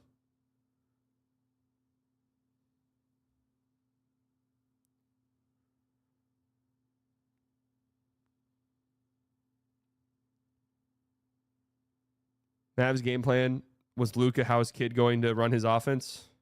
They're going to try to win games 90-88, guys. It's going to be fucking nasty. It's going to be nasty. Did you know McMahon said today that a GM told him Kyrie's better than Luka right now? That might have been Nico Harrison. That might have been Nico Harrison.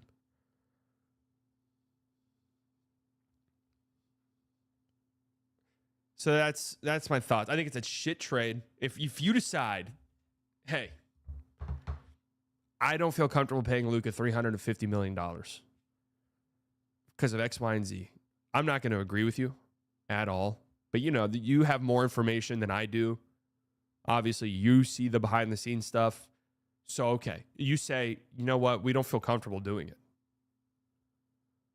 Exactly. You do it in the offseason. It's a month-long process. You get every team in the fucking league's best offer, and then you go from there. How do we build this to where, hey, maybe we can still compete now, but also we now have a treasure trove of assets that we can use to maneuver and move around and get young players or trade for more guys. Trading them out of the blue, completely unexpected, without a formal trade offer, without a formal trade demand, without any real inclinations that Luka might not want to be here. All the reporting pretty much says that Luka was going to sign his Supermax, and that was going to be that.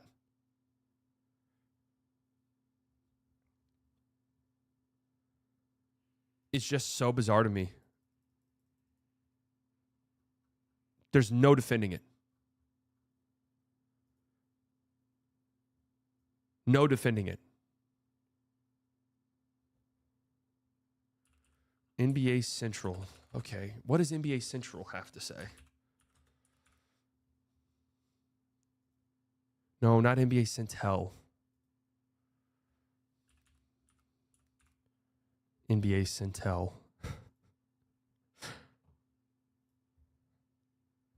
Luka Doncic apparently bought a $15 million house in Dallas last week and reportedly cried when he found out the Mavericks traded him. Jesus Christ.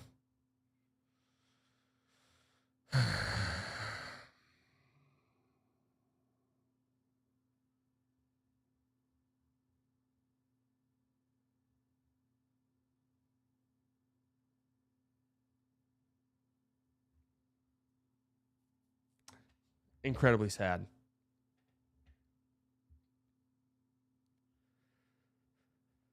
Eshamar with the $5. I'm disliking Tim McMahon like shooting the messenger. Is disliking Tim McMahon like shooting the messenger, or is dislike justified on its own merits? I think it's. I don't really have an opinion on him. I think he's doing his job. But I can completely understand being annoyed at him. I'm more annoyed at ESPN because this is what they want. They want a shit stir like him.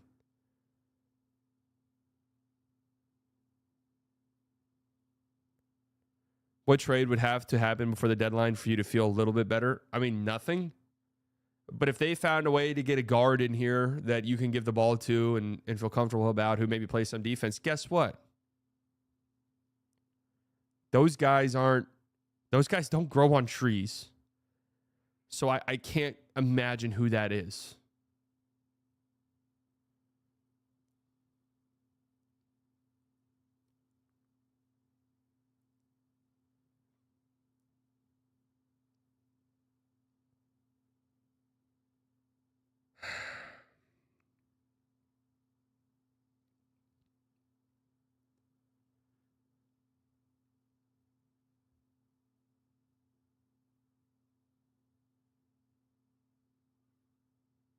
Like, Colin Sexton isn't even that guy. Like, I don't.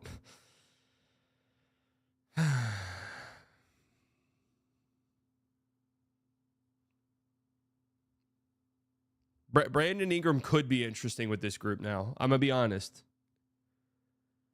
Kobe White could be interesting. Brandon Ingram is now a name that's kind of interesting.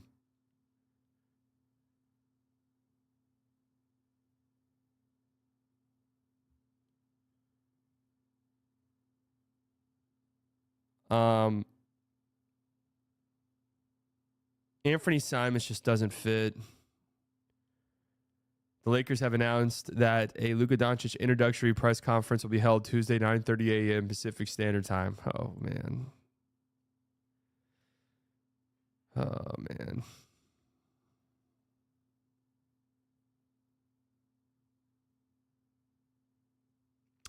I'm just,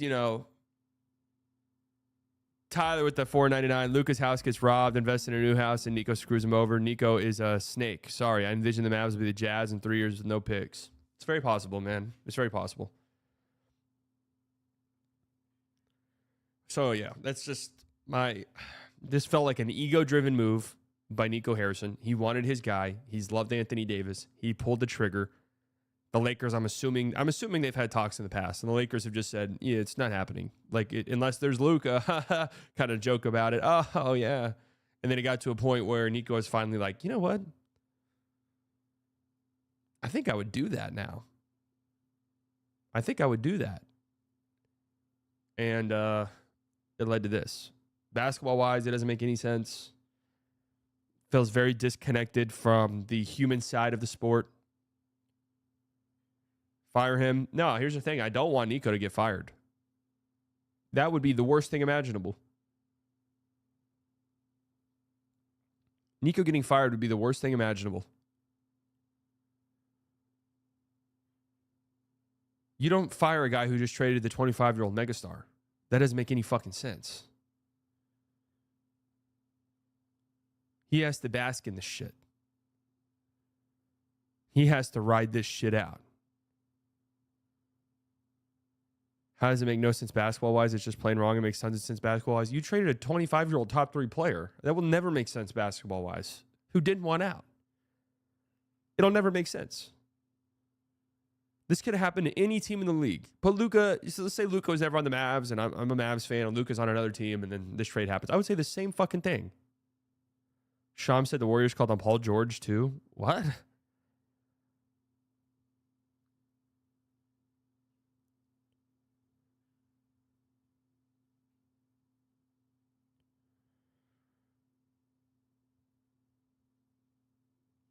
I'm just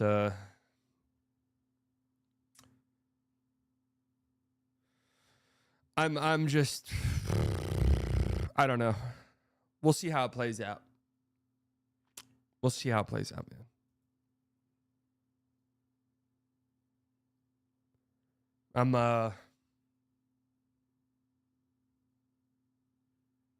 I I still can't believe this shit. Like, honestly, anytime I think about it, I'm just like, wow. They fucking traded Luka Doncic, man. They fucking traded away Luka. What?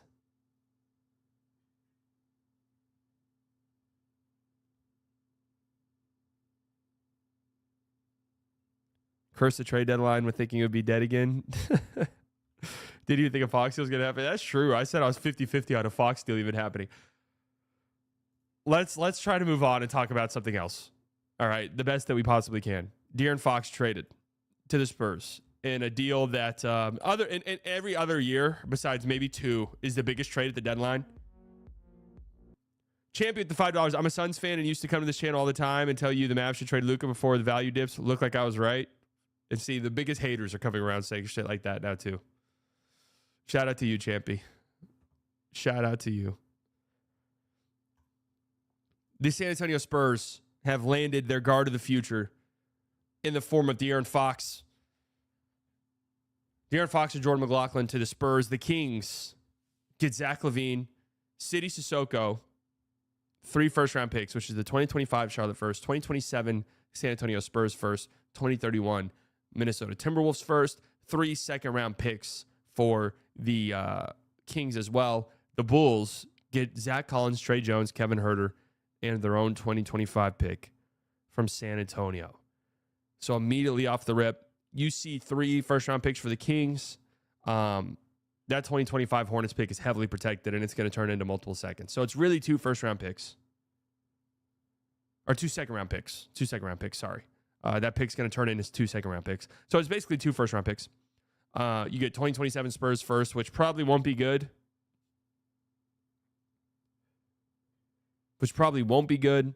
And the 2031 first from Minnesota, which could be good down the line. You never know. This was a trade made by the Kings. And we said this was theorized elsewhere as well, but we said it here. Like, the Kings aren't making this trade in an effort to completely and totally tear down their roster.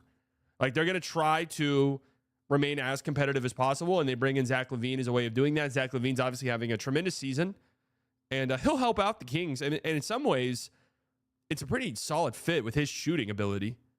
Like, they kind of just needed somebody who could space the floor like that. So I think you probably wanted a bit of a bigger return if you're the Kings. Probably wanted some better draft picks at the very least. Maybe a young guy, Sidy Cissoko is, whatever. But like a young guy like, Stephon Castle's name was mentioned, or even a Devin Vassell, like maybe they didn't want to pay him.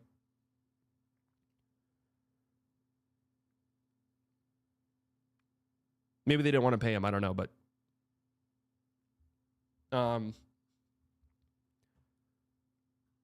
Zach LaVine's an interesting fit on the Kings. I do kind of like it, honestly. I mean, I don't think this trade is gonna help them be like a very competitive team. Sacramento, that is. But they get out from a guy who wanted out, kind of walked around it, but wanted out. Was as formal as possible, and basically demanding a trade without demanding a trade. The Spurs get away like fucking bandits here.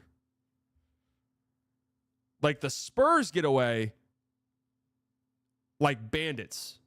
They get De'Aaron Fox, their go-to guy, their guard of the future, paired alongside Victor Wembanyama, going to be a very, very good pairing. I'm assuming they're going to assign him to a contract, so he's going to be there long-term. And all they've given up in the process is 1 first-round pick that's going to turn into 2 second-round picks because of the protections, their own pick in 2027, and a 2031 Minnesota pick. They still have the Hawks pick this year. That might end up being good. They still have all the future Hawks picks, which might end up being good. They still have a 2030, I believe, pick swap with the Mavs, which might, who the fuck knows, that might be really good. It doesn't feel like the Kings gave up, the Spurs gave up any of their super valuable first-round picks. And they kept all of their young guys. Stephon Castle's still on the team. Devin Vassell's still on the team. Jeremy Sohan's still on the team. Now you're adding De'Aaron Fox into that mix. Just a huge trade. A huge win. A huge win for the San Antonio Spurs, who still have trade assets to go out and make other moves. Probably not now, but in the summer or whatever. I mean, I'm imagining right now Devin Vassell plus whatever contracts and picks for Lauri Markkanen, and now your team is fucking loaded. Fox, Castle, Markkanen, Sohan, Wemby. Or imagine this scenario. Fox, Castle, Flag,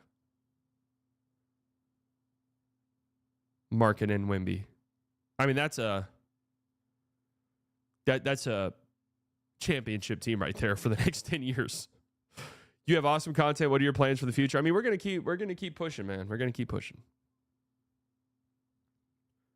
Are they going to rig the lottery for the Spurs? I hope not, man. I hope not. The Kings got fleeced. Players like Mikal for 5 picks. This is fucking absurd. Spurs managed to retain all of their youth. So the thing about, and I've tried to reason with this as well,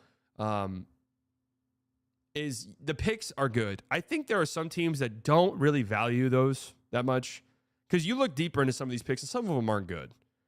Like, it's like, yeah, they get 7 picks and some of them are swaps that will almost certainly never pan out, that you will never have.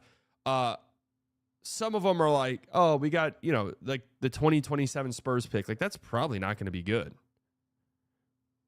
Right? Like, realistically speaking, that's probably not going to be good. And in the Mikal Bridges trade, there was no interesting young player going back in return for that. Right? Like, the Nets didn't get like, oh my God, we got Bojan Bogdanovic from the Knicks. Like, who gives a fuck? Right? So picks were the only thing of real value there. Like, Zach LaVine's a player of value. He's a top 30 player in the league this season. Really good player who, yeah, probably does have value across the league still. And if you wanted to in the summer trade him, you could trade him. It's also why I look at the Mavs thing, because immediately I was like, 3 first-round picks, huh? To this. The reality is Anthony Davis is 10 times the value of a shitty first-round pick down the line, or even Zach LaVine in this scenario, or a shitty, heavily protected 2025 Charlotte Hornets pick.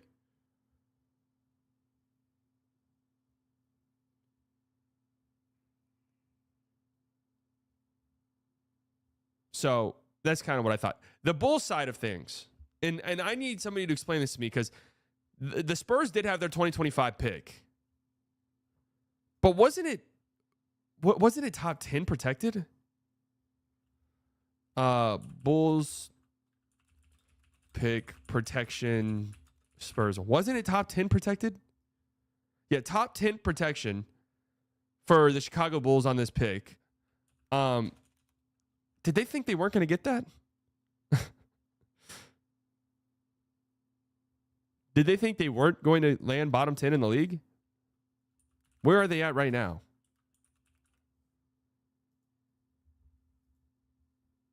I don't think the Bulls know how to conduct basketball business. Did they know that that was a top 10 protected pick? Currently, they have the 9th best odds. 9th best odds if the season were to end today. Now, if we look at the lottery, the pick odds, you have the 9th best odds. You have top 10 protected. You had a 3.1% chance of losing that pick. 3.1% chance of losing that pick. You're going to bottom out now after trading LaVine. Oh, man, this is nobody's going to give a fuck, because the Luka Doncic trade is going to dominate the talking points for the next month plus, probably 10 years. This is such a horrible ass trade for the Bulls.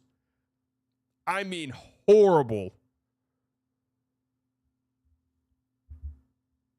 Terrible trade.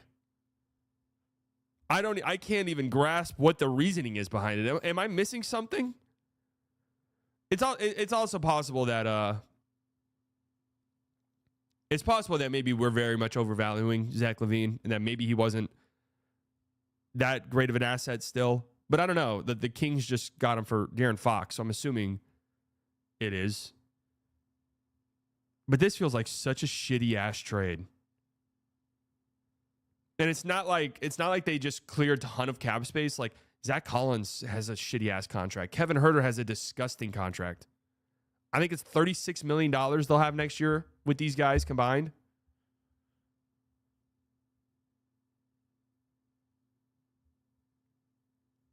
Is the Bulls' last 10 years front office malpractice worse than what Nico did in the last 48 hours?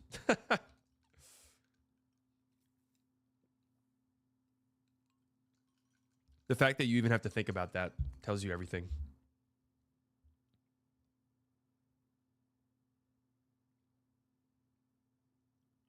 I don't understand this trade at all.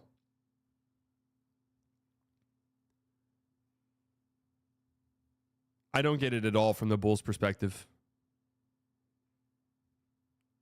If we even get one chip in the next 2 years, I'm at peace with this trade. I mean, I've said the same.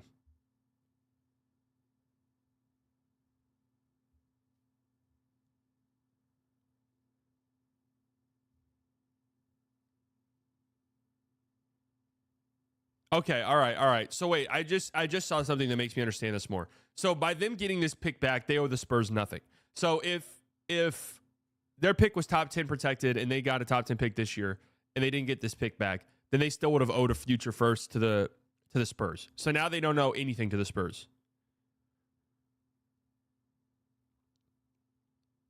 So that makes it make more sense.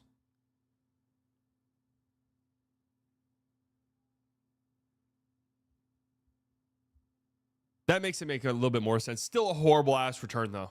Still a terrible ass return for Zach LaVine. I don't know how I feel about teams making trades to get their picks back so they can tank. Is that like great value, great return?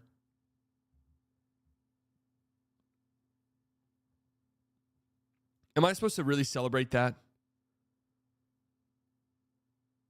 Like, woohoo! We got our own pick back, guys. We can tank now. We traded away the best player on our team.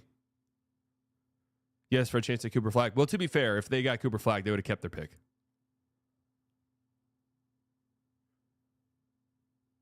It does give flexibility, which makes sense. So Kenny hated it. Well, yeah, I mean, this trade signals. So what a trade like that signals to fans is, hey guys, we have carte blanche now to just bottom out and be fucking terrible for the next 3 or 4 years. We don't have to worry about losing a pick. That's what a trade like that means, basically. But it is like, look who you got in return. You got 2 guys on horrible ass contracts, really unmovable contracts, Zach LaVine and Kevin Huerter. So you wouldn't have celebrated the Hawks sending Trey for cap filler and their picks back? Celebrated it? No. Because then think about it. You're basically, in that scenario, when you just look at pieces in and pieces out, it would have been basically trading DeJounte Murray for Trae Young.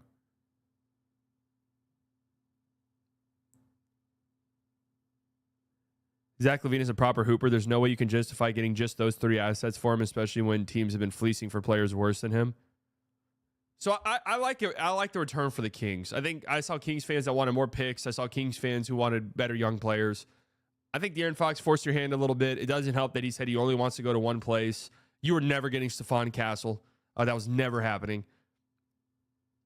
Sure, getting like a younger guy would have been cool. But Zach LaVine helps you out now. I think Zach LaVine's a pretty interesting fit on this Kings roster. Obviously, he's played next to DeRozan before. We know that. But what they need specifically, badly, is shooting. And I do like the Malik Monk, Zach LaVine, DeMar, Keegan Murray, Sabonis. That's an interesting team. Not like, that team's not going deep in the playoffs or anything like that, but WK, you look like you've been crying. No, I don't. And no, I haven't. I think it's just the lighting.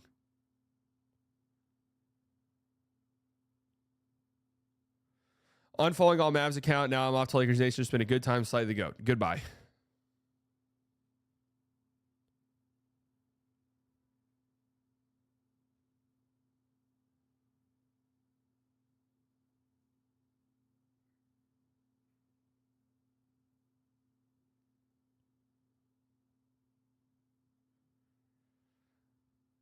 This is a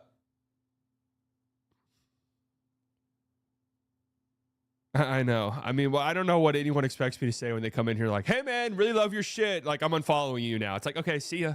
I like, what, you want me to throw you a fucking goodbye party on your way out? Like, what do you want me to say to that? Like, genuinely, what am I supposed to say to you? Like, hey, man, I'm not watching you anymore. It's like, okay, congrats. Good luck.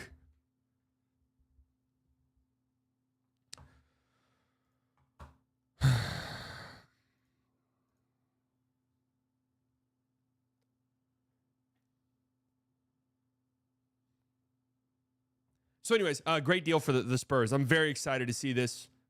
I'm hoping De'Aaron Fox has been struggling a little bit by his standards over the past month or so. It's a finger injury on his right hand. He's a lefty.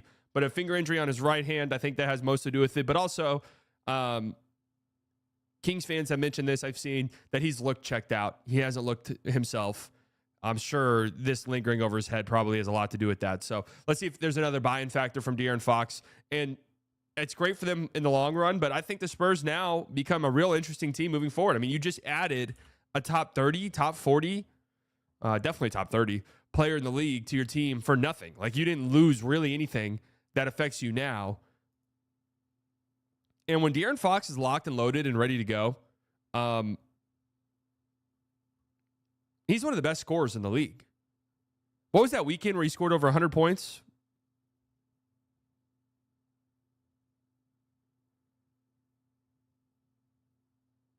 More watchable league pass team the second half of the season after the trade settles in. Spurs or Rockets? Two of the best. Two of the best league pass teams there are. I mean, I'll always say Wemby. I think Wemby's the player that you have to tune into the most on any given night. And now you want to see how De'Aaron Fox fits into the equation. But the Rockets are, not only are the Rockets fun to watch, but it feels like they're always in some fucking late game. It's a 2-point game with 2 minutes left. It's 101-99. It's been just incredibly physical. There's been 4 different scuffles throughout the game so far. I just turned it on, and there's a scuffle happening right now. They're reviewing a play for a potential flagrant foul. Like, that's every Rockets game, and it is absolutely must-watch TV. Like, must-watch TV.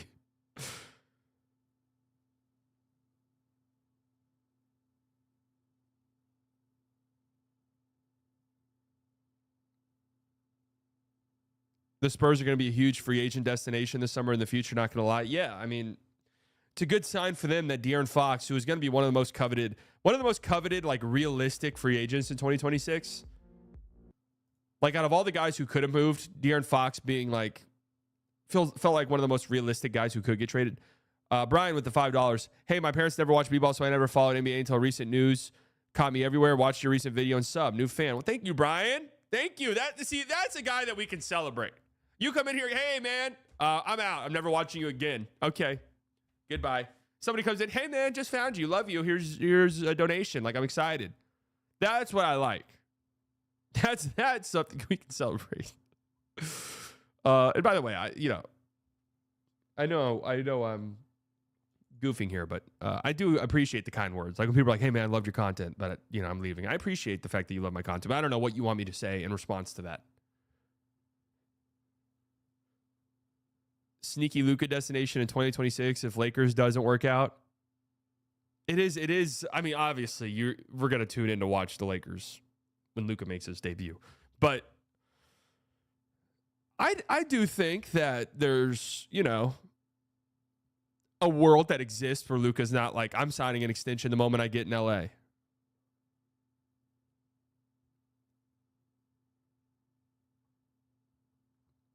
Mavs getting him back? Yeah, no chance, man. I said in my video that it's more likely that Luka pulls his pants down his first game in Dallas and shits on the court than it is him returning to this franchise, probably ever.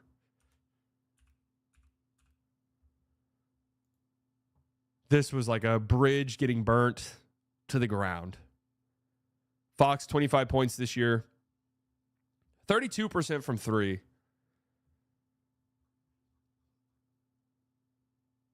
Is frustratingly inconsistent at times because you see those flashes where it's like, dude, what is, like, why aren't you tapping into this all the time? Like, when you were just in bucket getter mode, you're one of the best scorers in the league.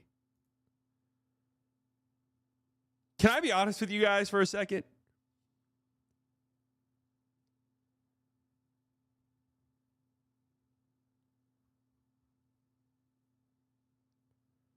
Talking about this Fox trade has me, I'm not gonna lie, I have butterflies right now.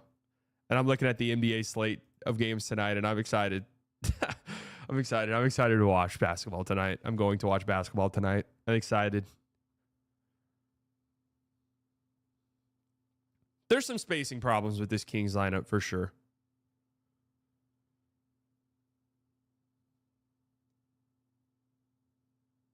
Don't get me wrong. Then I think of the Luka trade, and I feel an empty pit in my stomach, which I feel currently because I just thought about it. But then I see this, and I'm like, oh, man, it's going to be kind of fun, like seeing Fox and Wemby. And I'm honestly pretty interested to see Levine on this Kings team. Like,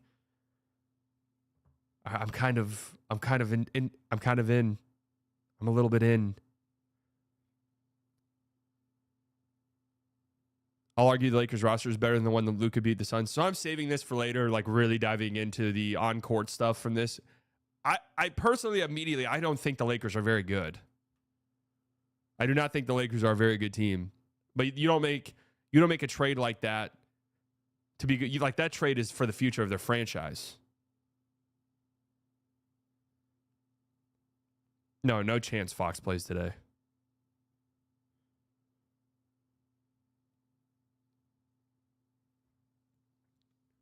Uh-oh. Finn's going crazy. He's causing a ruckus. Yeah, if they get a Claxton or a Kessler, which I don't think... I'm more leaning Robert Williams.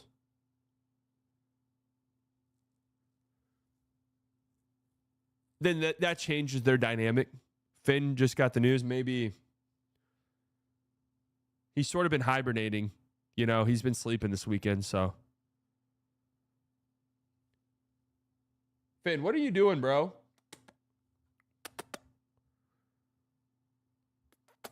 Uh-oh. Oh, shit. I really have summoned him. Hey, Bubba. What are you doing? You want to come over here? You want to say hi to the people? Huh? Come here.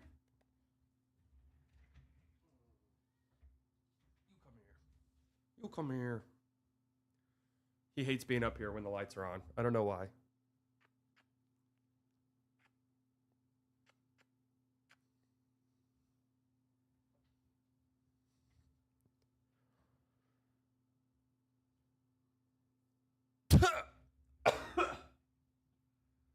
Oh. Jesus. Somebody just went in the litter box. God damn. Jesus. Just got a whiff of litter. Oh. Holy shit. I'm sure it's not my own breath. Although Finn's breath reeks sometimes.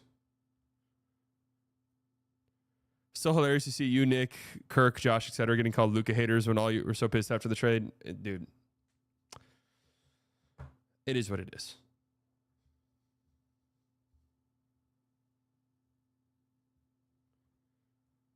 It is what it is, man. Would you eat cat litter to keep Luka? How dangerous is that for humans?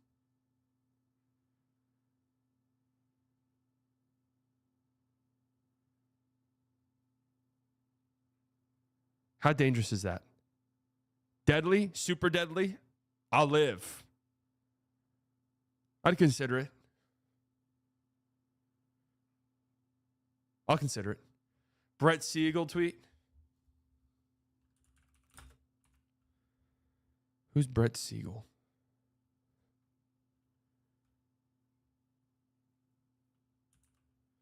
I'm assuming you're not saying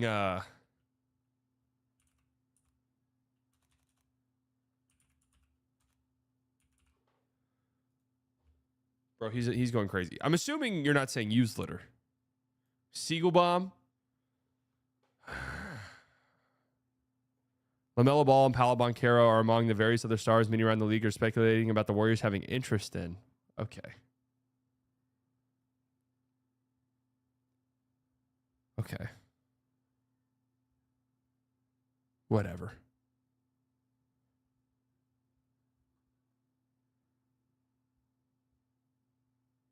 The Warriors have been aggressive in their trade pursuit of Kevin Durant per Gambo. That's from Gambo. Then that actually means something. Yes, the Warriors have called on KD. They have been aggressive to see if they could pry him away. That is true. Several teams have called the Suns on KD, but Phoenix is still focused on a Butler Beal deal or other smaller deals if Miami won't budge on Jimmy. Wow.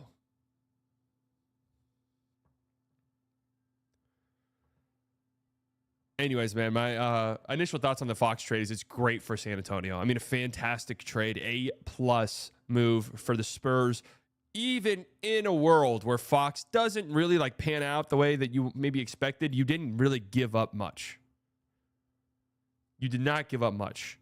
The only real concern is over the last 2 months, January onwards, Fox 20 points per game on really poor efficiency, 52% true shooting.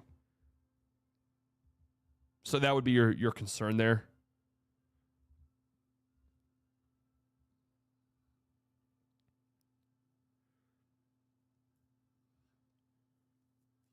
But I think, I mean, you got your guy, you know? You got your guy. You've been daydreaming about a lead guard for a while. Now, I'm sure if the Spurs are probably one of these teams that are like, fuck, man, Luka was available? Seriously? You guys didn't make that known? I'm sure they would have offered the sun and the moon for Luka Doncic. Would have made that trade sting even more, I think, in my opinion, if he got traded to the Spurs, because you know damn well you're going to see them for years to come. Levine is in no way better than Fox. No. Are people saying that? I think I've seen some people say that.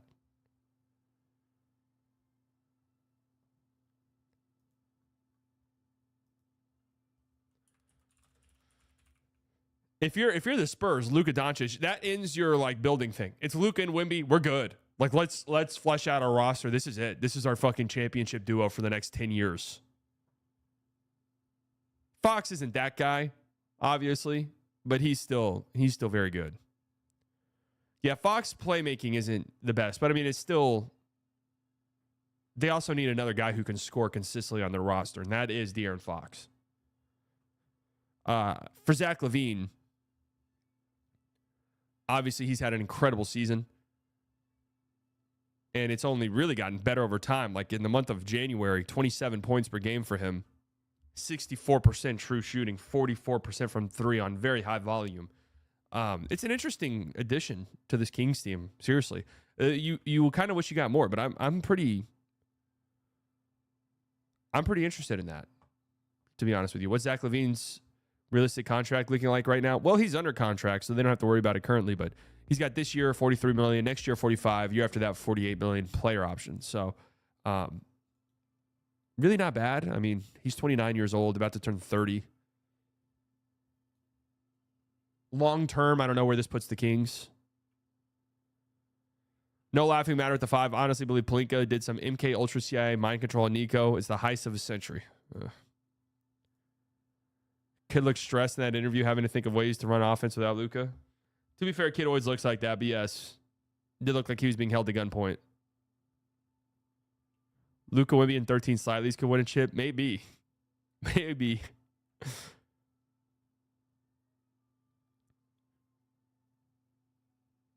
Slightly, I'm never going to miss your content. You're the guy with whom I followed Luka career from India. You're forever goated. Thank you. Thank you, Notorious. Bradley Beal reportedly prefers to stay in Phoenix and not uproot his family. That is the funniest. That is the funniest story of this trade deadline. Honestly, there's nothing funny about the Luka trade. The funniest story about this deadline is that Bradley Beal is straight up like, I'm not fucking waiving my no trade clause. I'm not doing it. Who gives a damn what Beal wants? Well, I mean, it matters. If Bradley Beal's like, I'm not trading, or I'm not waiving my no trade clause, which I inexplicably got, that ruins any potential trade for the Suns. Yeah, seriously, good for Bradley Beal, man.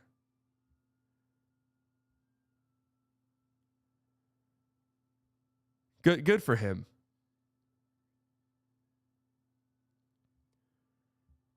Another huge fan from India will always follow you. Shout out to India, man.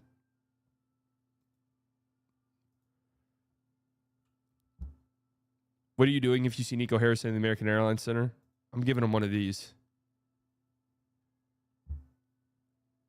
That's what I'm giving him.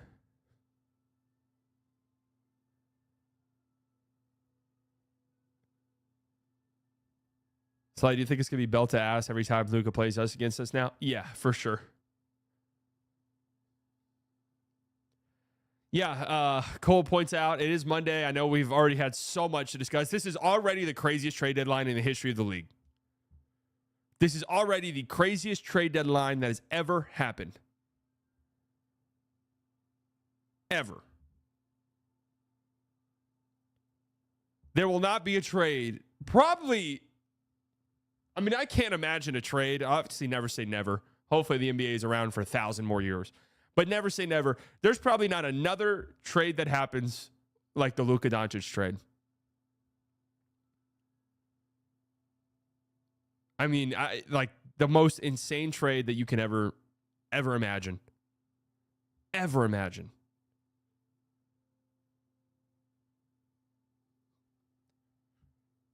I told you this trade deadline would be so crazy because no one has cap space. I mean, I thought it would be the opposite. Right? These trade aprons and the second aprons and these new trade rules would make it very difficult for teams to deal.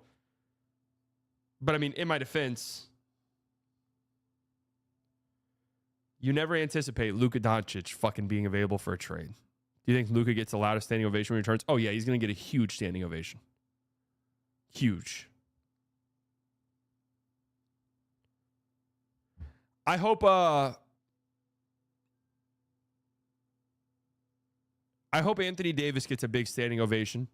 I'm interested to see when he plays for the Mavs.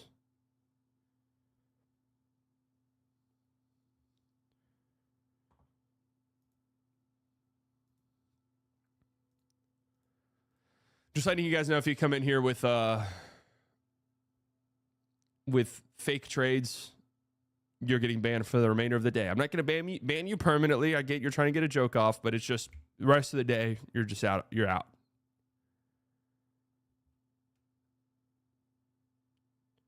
Sally, how big of a deal is this Luka trade going to be for the Mavs content creators, including yourself?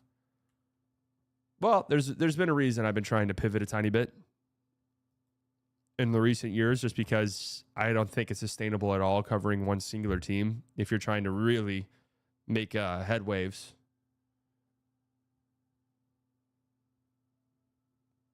But yeah, I think it'll have a pretty big effect.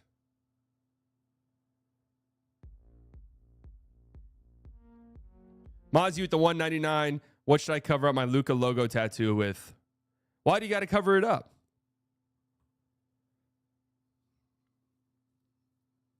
Do you think Nico values Spencer more than Luka? No, I don't.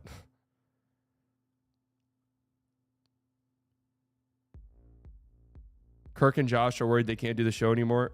Look, I love Kirk. I do. He's very in the moment. Tyler with the 499, so hypothetical, which is what makes him so entertaining. Tyler with the 499, so hypothetical per Nico. D wins defense, and that's our culture. Who's guarding Luka? PJ, you see what Zion did to him? I mean, nobody guards Luka. We know that. Nobody guards Luka.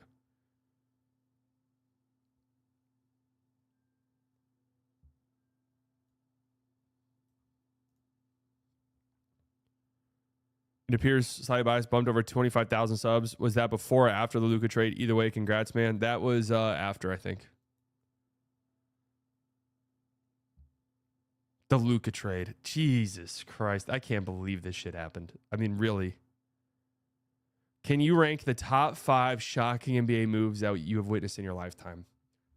Off the top of my head, I would have said number 1 would always be the July 4th, 2000 and what was that? 2019. I always think that's the craziest one.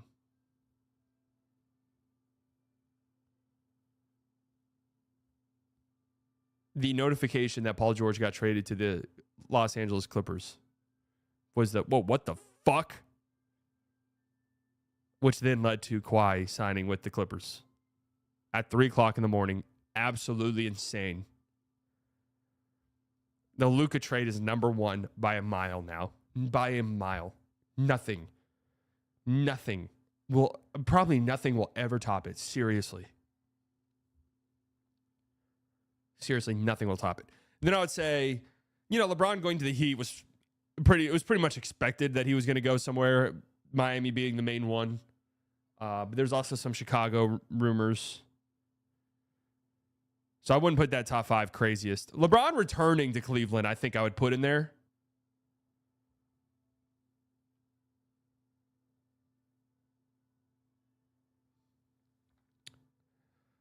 Also, you missed a super chat from me earlier during the Lakers Twitter video.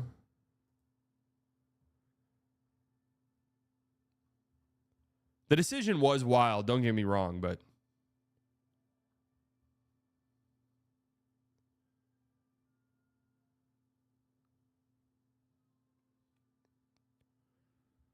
KS.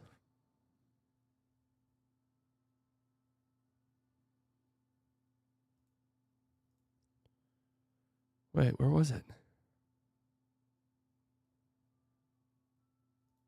Where was it? I'm sad because I really like AD and would be super excited for him on the team under any other circumstances. Yeah, that is this trade is so insane that nobody's even talking about Anthony Davis. Like, this is probably the only trade involving Anthony Davis where the other team's not like, oh, well, guys, we got Anthony Davis. So that's pretty fucking cool. Melo to New York. Yeah, definitely crazy. No, Luka's not playing tomorrow.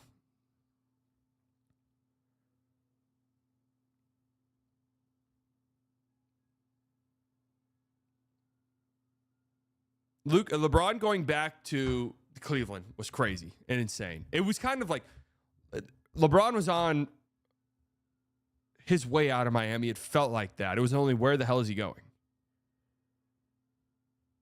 So LeBron going back to Cleveland was up there, and the way that it was announced and everything was super sick.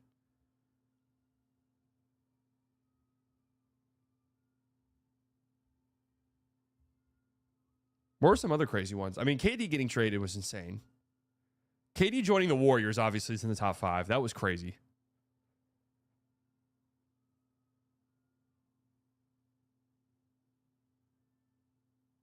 If you need more content today, there's an NBA website article. Anthony Davis for Luka Doncic. Deal headlines 15 stunning trades in NBA history. It's on NBA.com.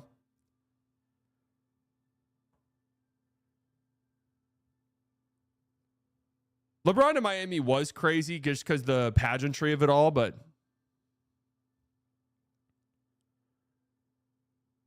dude, this is fucking crazy, bro.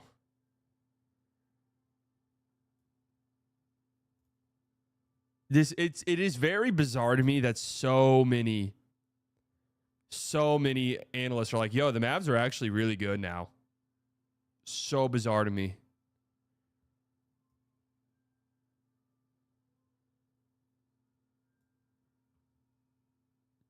Not bizarre to anyone else. Harden leaving OKC after winning 6th Man of the Year. Yeah.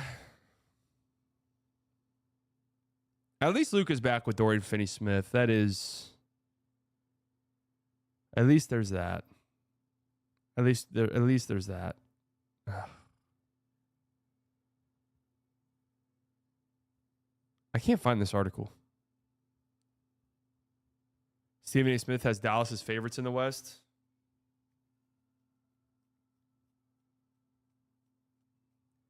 Boston trading Isaiah Stewart. Bro, they don't even have Isaiah Stewart.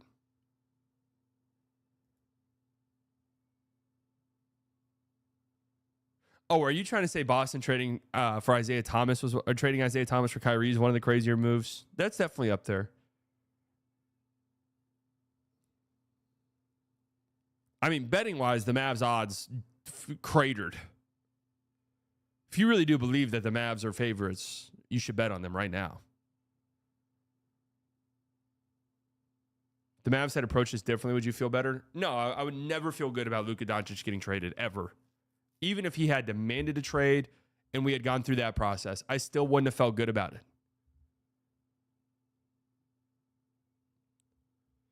Of course, the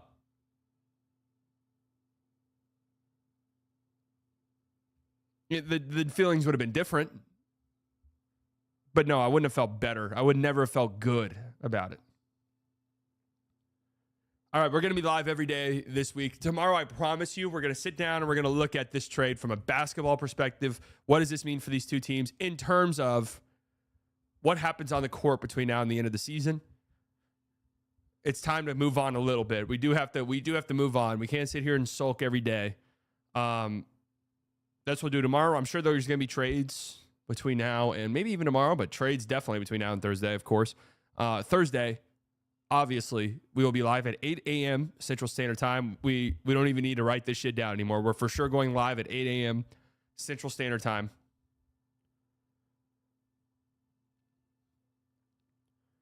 And we will be live for 6 to 8 hours going over the trades that come on in during the deadline day.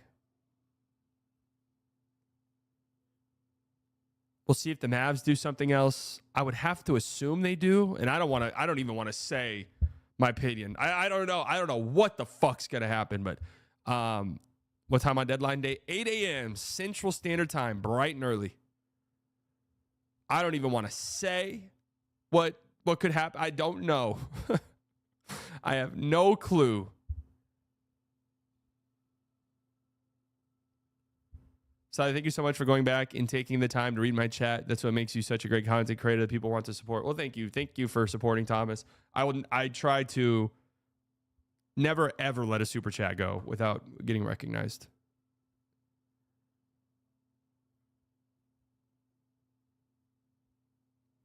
Chris Paul, the Mavs, get ready for it. That could be really interesting, actually.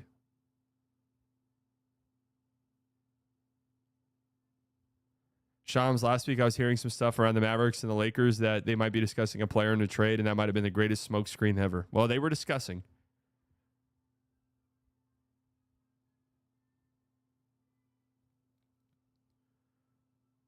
So we'll see what happens. If a major trade happens between now and then, I will go live immediately, and we'll discuss it as these things are playing out. Because that's what's fun. I know I didn't do it for the Fox trade yesterday, but I was doing Locked On Mavericks whenever the Fox trade happened. Like literally, it got reported and then we started recording. So that's why I didn't go live then. But we shall see. If you listen to this on Spotify, leave a 5-star review. I love you. Does Paul George count as a big trade? Yeah, if Paul George gets traded, I'll go live. I mean, any like sizable trade, I'll go live for. If there's like a cost cutting trade, whatever. Imagine if I fired up the stream after the PJ Tucker trade. Holy shit, guys. Don't know if you've talked about it, but one of the worst things about the trade is how late Lakers games would start for us in Central Time Zone. Yeah, that's true. If Kelly O gets traded to the Mavericks, I'll go live. I'm not going live if Kelly O is traded anywhere else.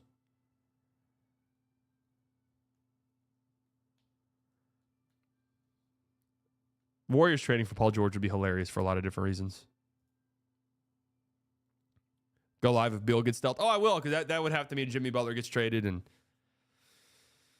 that's a huge trade, dude.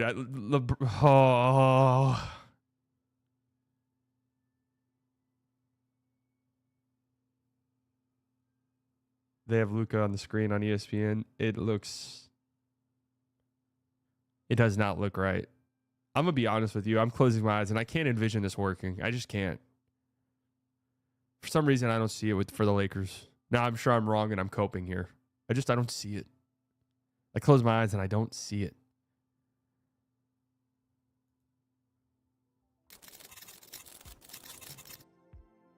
All right, folks.